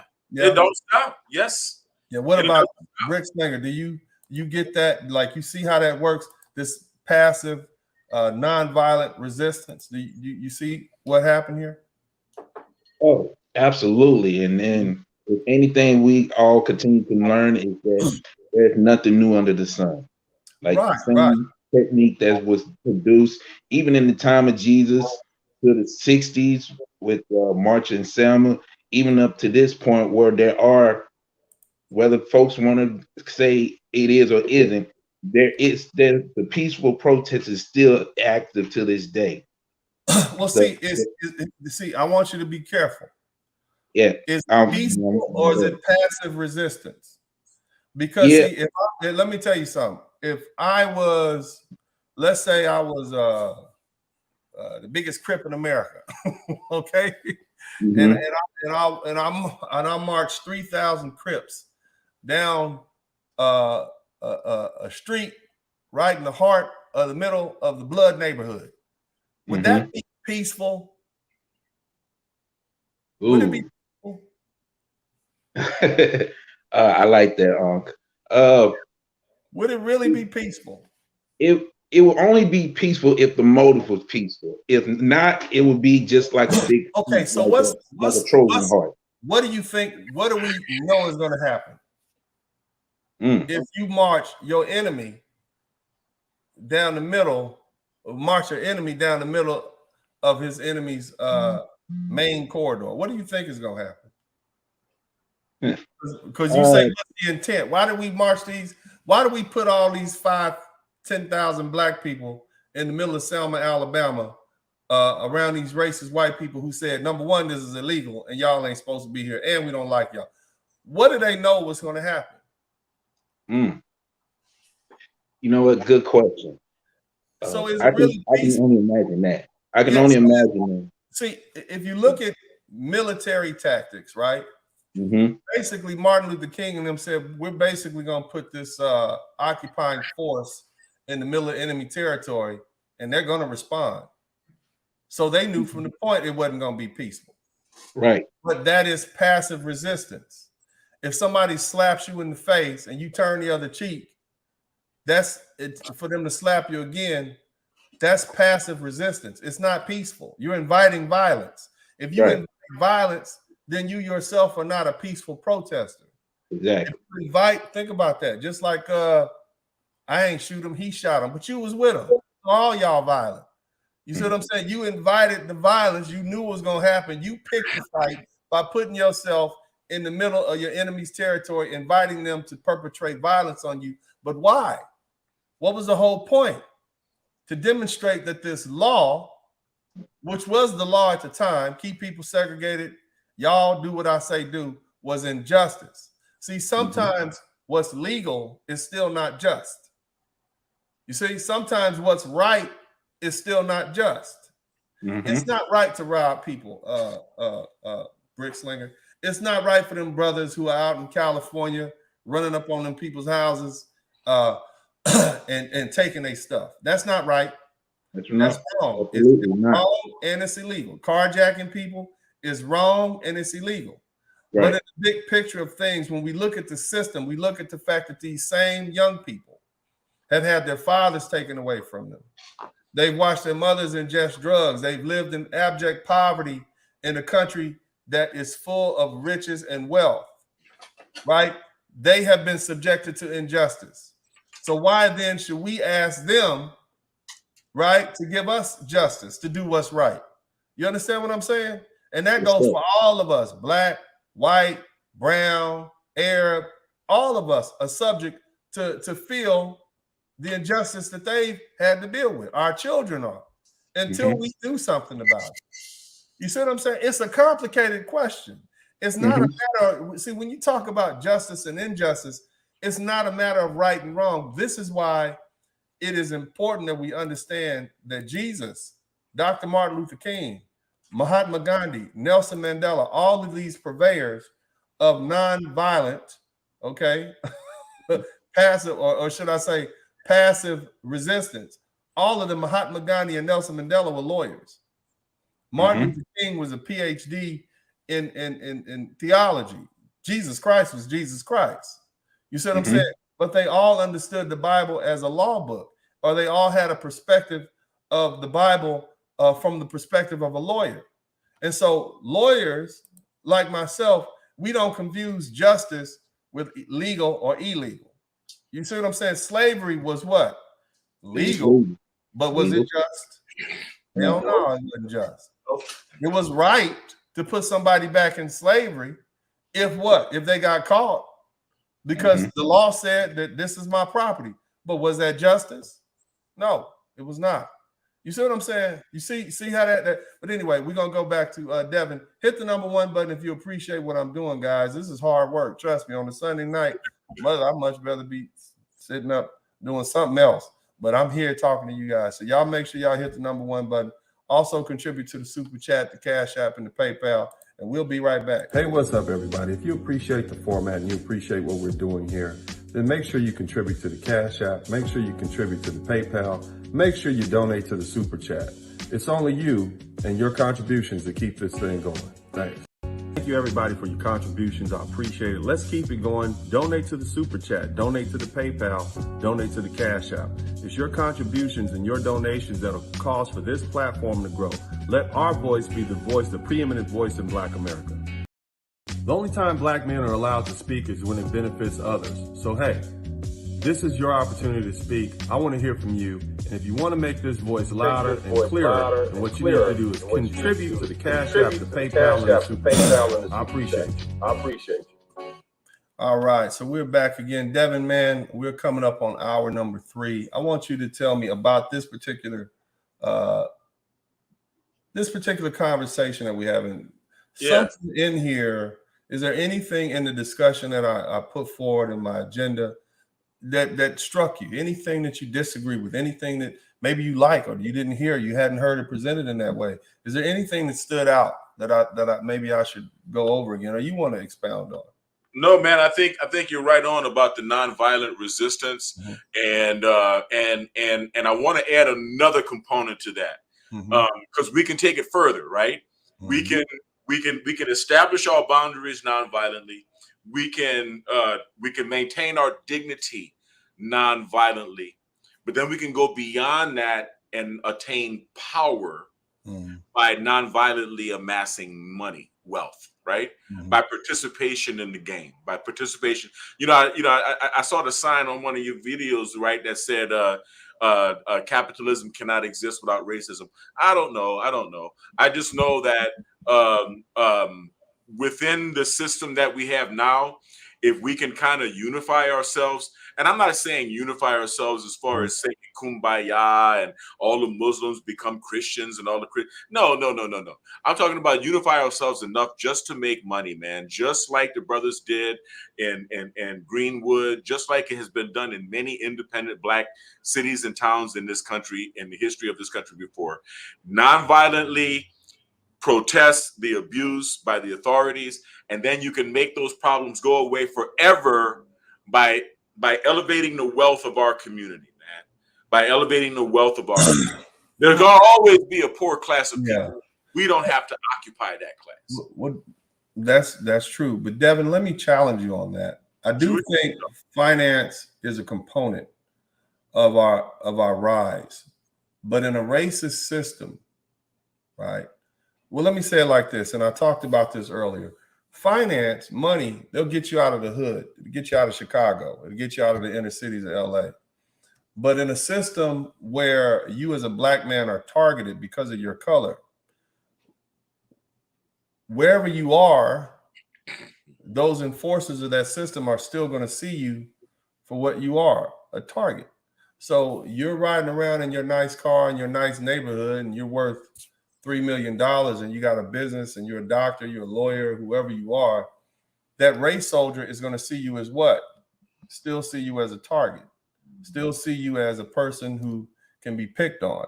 Now, your money may be able to help you get some retribution against that person. You can call your friend at the DA's office, you can call the mayor and tell them to fire this particular cop, but it still doesn't change the system. You see, the system is going to change when those who feel that they can freely, that the status quo allows them to perpetuate injustice against us because of our race, realize that they'll be punished for that they'll go to jail. So it's not necessarily about how much money you make, it's about the color of your skin, something that you can never escape in a system designed to oppress people, specifically black men. You see what I'm saying? Yeah, but brother, there's only one step from where you are right now to being a judge, brother. There's only one step from where you are to being a judge. You're there. You're halfway there. Yeah. We need more brothers as judges. That's all. We need more brothers and sisters as judges, man. And that's going to change. I hope that, because you know, all skin folk ain't kin folk. I understand that. But no. I hear what you're saying, and I have no problem with that. That is definitely a step. But see, I can be a judge and still be pulled over to police because they see me as a black man first. And injustice can be, and it may be just an injustice for them to pull me over because it was a pretextual stop. They saw I was black, they pulled me over. Now, when they find out who I am, they may realize, oh, well, the status quo might not work on this guy because he's a judge. But the mere fact that they pulled me over because of the color of my skin, i.e. a black man, that is the injustice that we have to deal with. See, we have to, and I get what you're saying, and it's great to have more black people in prominent positions, but we are none of us are any higher than the lowest among us. You see what I'm saying? I understand. You can't escape the social status and the prejudice that your people are suffering just because you have a prominent position. LeBron James. We can flex that. LeBron James, Barack Obama, both were called racial epithets. And one is the greatest basketball player of his time. The other was the first black president. So that is a system that we have to adjust. I get working within the system. You can minimize the effects. You can do what others have done, but we should be seeking justice. We should be seeing there's punishment for maintaining the status quo. You get what I'm saying, brother? Absolutely, man. Mm-hmm. Absolutely. No, I mean, I'm a total advocate for making it so that people fear effing with one of us. Mm-hmm. And I think it's something that we can do. I know it's going to take a lot of money. If our Hebraic brethren can do it with 2% of the population, we can certainly do it with 13 or 14. Right? Yeah. Well, I mean, they themselves still suffer injustice. Yeah. You simply can mitigate the effects of injustice by having power, by having your own areas, controlling your own areas. I get it, but it's still a system of injustice that needs. And so the question is, what would Jesus do? You know. But thank you so much, Devin. The brick slinger, brother. I talked about something that was also very important. Every time we talk about black people seeking justice against these state actors who kill us, they always bring up Chicago. They always basically say, well, black lives were so damn important. Why don't y'all riot when the police kill you? Why don't you riot when you kill yourselves? You see, you remember that I talked about that? Did you get the point that I made on that? Well, I said, yeah. Basically, and for those of you all who came late, what I basically said is that when a member of the state kills, when a state actor, like a police officer, kills a black man, what you're looking at is a person operating on behalf of a system that deems this particular person either you can treat them carelessly or you can kill them, and there's not going to be any repercussions as a result of that. That's system wide. See, I can move out of Chicago as a black man, and I pretty much don't have to worry about black on black crime. If I move to a place affluent, but I still have to always worry about some racist cop or some race soldier or some vigilante pulling me over or trying to shoot me or my children or kill me. I still have to worry about that. You can't escape because they're still operating from they're getting their cues from the system, a biased system. And so I can't escape that. You can escape Chicago. That's the difference. You can escape this one area, but you can't escape this system in which we all live. But on the flip side, and here's something else, what's the source of the problems in Chicago? What's the source? Where, see, it's indirectly still related to an unjust system. What? You deprive them of, you target the black community with cops, you underfund the schools, you redline them so they can't get loans. They got a bunch of renters.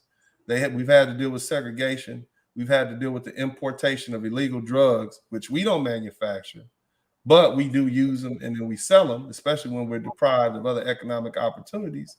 Then you got alcohol. We ain't really making a lot of alcohol, right? And then you got guns, and we're not making guns either. Again, along with the criminal targeting and removal of black fathers from the community, which act as a stabilizing force. So when they try that with you, and you're a young brother, they come at you with that, well, what about Chicago? You make sure you give them what I just told you. You tell them, no, and here's the difference. Do you have any questions about that? It could probably sound as much of a question because it's for them, it's easy for them to bring up Chicago as if Chicago is the only city in the country that's dealing with whatever Chicago is dealing with. Right. And I'm from East St. Louis, Illinois. Right. So St. Louis is literally across the bridge from me. But I want you to understand. I want you to understand the depth of that argument. You're basically telling them, right? What am I telling them? I'm telling you, you're talking about an isolated location that I can move out of versus a system-wide system of injustice there's no escape from. You've incentivized these race soldiers and these racist cops to do bad things to me because the status quo is nothing bad will happen to them. They have carte blanche to do bad things to me. It doesn't matter how rich I am. Doesn't matter if I'm a judge, a politician, whoever I am. I still can suffer injustice because the system is unjust and it allows unjust things to happen to me. I'm sure there were rich Hebrews back in the day, and the Roman government could still come in and take everything from them because they basically treated them as a lesser group of people. That's injustice. Whereas if there was a Hebrew ghetto or a Jewish ghetto, they could move out of that ghetto, move to the other side of town, and not have to worry about getting stabbed or beat with a stick or whatever. You see what I'm saying? So you see the difference in that? And I want you, and there are other people here listening, and I want you guys to be able to articulate the difference between a criminal problem that's subject that affects people who live in a certain area versus a system-wide problem that affects you not only in the criminal justice system, but also redlining and all these other things. See, this is the justice that I think, this is the injustice that Jesus was dealing with. You see, and this is why he was willing to sacrifice. So that's just a thought, man. But other than that, man, I've had a great conversation. I'll give you 2 minutes to respond. Devin, not 2 minutes to wrap up, and then 2 minutes for you, Brickslinger. And we out of here, man. What are your thoughts, man? We talked about Jesus. We talked about the Lord today. It's Sunday sermon. Man, what you got, man? What else you want to talk about? What else you want to add as we leave?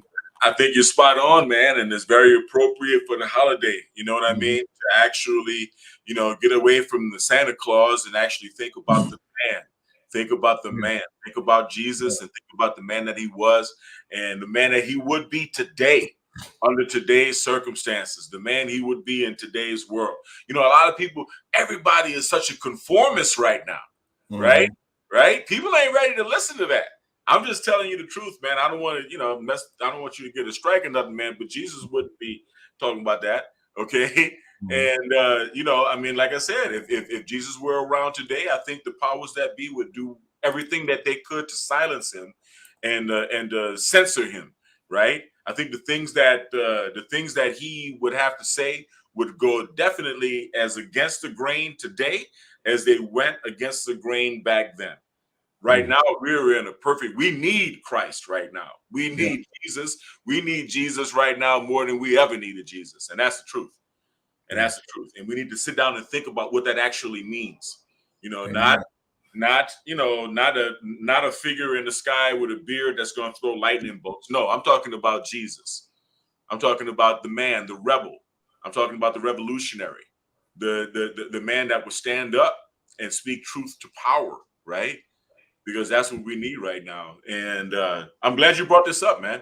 I'm glad you touched on this topic, because this is I've been thinking a lot about this, especially with everything that's happening in the world right now. Christmas has taken on a very, very special meaning to me this year, more than any, and probably for the same reasons that you're saying right now. Where would Jesus be in today's world? What side would Jesus represent? What not what side as far as red versus blue, right? Or conservative, because I'm a conservative, right? So I mean, I'm not even talking about political sides, right? But what would Jesus say if he were here right now? What would Jesus, the man, do if he were alive under this attempted tyranny that we're living under right now? Yeah. All right. Thank you very much. Brick Slinger, you got 2 minutes, man. Thanks. What are your closing thoughts on this? Thank you. If anything, one thing I will say, what makes this conversation and this discussion beneficial is the fact that we're speaking about Jesus as a revolutionary, as opposed to just another figure that people talk about or mention the name and this, that, and the third. And one thing I strongly would love to do more of is continue learning more about what needs to be known. Like, I appreciate you being a lawyer and using this platform to do what you do, as well as many others that I look up to. Anything, we need to just continue to learn, continue to get knowledge, continue to get wisdom, continue to get understanding, so that what can be a problem can be taken care of. And one thing I love about Jesus is that he set the blueprint of doing something, whether it's challenging the system, whether it's challenging the way we provoke and all this stuff. And if anything, what this discussion has put me in a position of humbleness, and to want to know more and learn more, and if anything, do more. Amen. Hopefully that 2 minutes was beneficial. That's cool, brother. Thank you so much, man. I want to first thank you all for being here, because I know I have the most boring platform on YouTube. I know now that this is probably not how you want to spend your Sunday. I know, based on the fact that recently, when I had a young woman on here going back and forth with me, drinking and using the N-word, I had an astonishing number of people review that video. That was excitement. That was entertaining to many of you all. And I could fall into that trap. I could go back and forth with these lovely ladies. I got a list of lovely ladies who want to come on this page and tell me about myself every day. They would love to be able to come here and give me a piece of their mind and tell me about myself. And you all would find it entertaining, because you would see Uncle D go back and forth and back and forth and back and forth with them. But we wouldn't be able to have enriching conversations like this. And it would be taking away from what I'm trying to do here with you guys. And that is actually give you bricks in which you can use to build your character. And as most of us are Christians or raised Christians, our central focus of worship is Jesus Christ. But we know so little about him. We know kind of what we think we know. We heard that he believed, he sacrificed himself for everybody. And we know that he believed in letting people beat him up and slap him around. And he had a last supper with some dudes that, and some of his homies were fake. But we really don't know a lot about this man. Okay. And so what I did was I kind of looked at the scripture and I tried to help you guys extrapolate from the scripture who this man was. We started when he was 12 in the temple. He was a very intelligent young man, very learned young man. He disappeared apparently for some time till he was 30, 18 years more or less. And we don't know exactly where he was. The Bible doesn't say. We believe as Christians that he was there in that area. Some people think he went off other places to study. Either way, we know when he came back, he saw the plight of his people and he began his ministry. And his ministry was not just about healing folk. It was about passive resistance, at least in part. That whole turn the other cheek, which many of you made you think that Jesus was a punk. That whole give them your coat if they ask for your cloak, which made you think Jesus was a soft sucker, was given to you in a way to make you think that, and wasn't given to you with the understanding of the culture at the time. Actually, those actions were a form of passive resistance. The same man that turned over the money changers in the temple does not mesh with the man who says, hit me in the face and I'm gonna turn the other cheek. That told you then there was something wrong with this interpretation. And that should have drove you to dig deeper. But you felt the people who loved you, your granddaddy who was the pastor, your uncle who was a deacon, your grandma who was a mother of the church, if they knew the truth, they loved you and they would have told you that truth. But see, the truth is they didn't know. It is on you as a man to dig deeper into the Holy Scripture to understand something that you say you believe in. I'm a Christian. I'm going to die for the Lord. I've been died and reborn and resurrected. But you don't even know who Jesus is. Most of y'all can't name all 12 disciples. Hell, I can't even name all 12 disciples. Just the main ones. Peter, Matthew, Luke, John, and the rest of them. Oh, there's a couple of Pauls in there and something like that.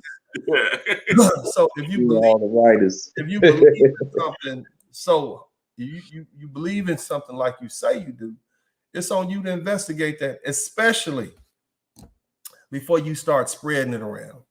And then here's the other thing, especially before you start allowing other people to tell you what it represents. See, Jesus was a man who saw his people and saw the condition of his people and said, my people are suffering injustice. And what did he do? He began to help them achieve justice, even though what he was doing was illegal under the law at the time. The Roman government was in control. What he was doing was illegal. He was telling them, we need to look for the promised land. We need to use passive resistance against this unjust system. And what did they do? They arrested him. They charged him with sedition and inciting the people to riot. You telling the people to break the law, you asshole. That's basically what happened. And we're gonna show you. We're gonna torture you. We're going to string you up on this cross, and we're gonna sacrifice you. And to us, you're nobody. You're just some carpenter's child. You're nobody. Nobody of any substance is willing to follow you. Them 12 clowns that you have chasing you. Hell, Peter denied him 3 times before the cock crowed. Judah betrayed him with a kiss. And the rest of them just disappeared. Basically, they was around, but they wasn't helping. They wasn't willing to go down with him. You know who died with Jesus? 2 common criminals, one on either side of him. So Jesus Christ died as a convicted criminal, a felon, if you will. He was a felon, charged, found properly guilty, and murdered, or not even murdered. He was executed, because there's a difference between execution and murder. Execution is performed by the state, and it's state sanctioned. That's who Jesus Christ was. So in the question of who would Jesus Christ side with under the conditions that Black Americans are dealing with today, where black men are routinely captured and executed by members of the state, i.e. through the police and the sheriff, whose side would he be on when it comes to us seeking justice in the form of passive resistance, the rioting, as they call it, the looting, as they call it, the basic anarchy, the stopping people from walking on the streets and the freeways and traffic? Whose side would Jesus be on? I don't think he would be, just like he wasn't on the side of the Roman government. I don't think he would be on the side of this government, which has a system, which is what? Unjust. And we all see it. So when you see the people fighting against injustice, what are they doing? They're doing it in a passive resistance. That's what they're doing. I think Jesus will be on our side. Now, I shouldn't have to be the one to tell y'all that. Y'all damn pastors and preachers and reverends should have told y'all that. They should have been telling y'all that for a long time. I shouldn't have to do that. I'm not your leader. I'm not a preacher. I ain't been to theology school. I'm just a black man in America who has sons and who has my own life. And I want to have understanding, and I don't want to live in a system of injustice. No matter who I am, whether I become a judge or a senator, I still can get pulled over by the police. Just like all the rest of you black men who are in here. You can't escape a system of injustice because it's system-wide. It's nationwide. You can move out of Chicago. You can move out of Compton. You can move out of LA. You can escape that criminal activity that's going on over there. But you can't escape a nation that has historically treated you in an unjust, inhumane way. Just like Jesus and the Jewish people, the Hebrews, couldn't escape the Roman Empire. They could have moved out of those Jewish ghettos.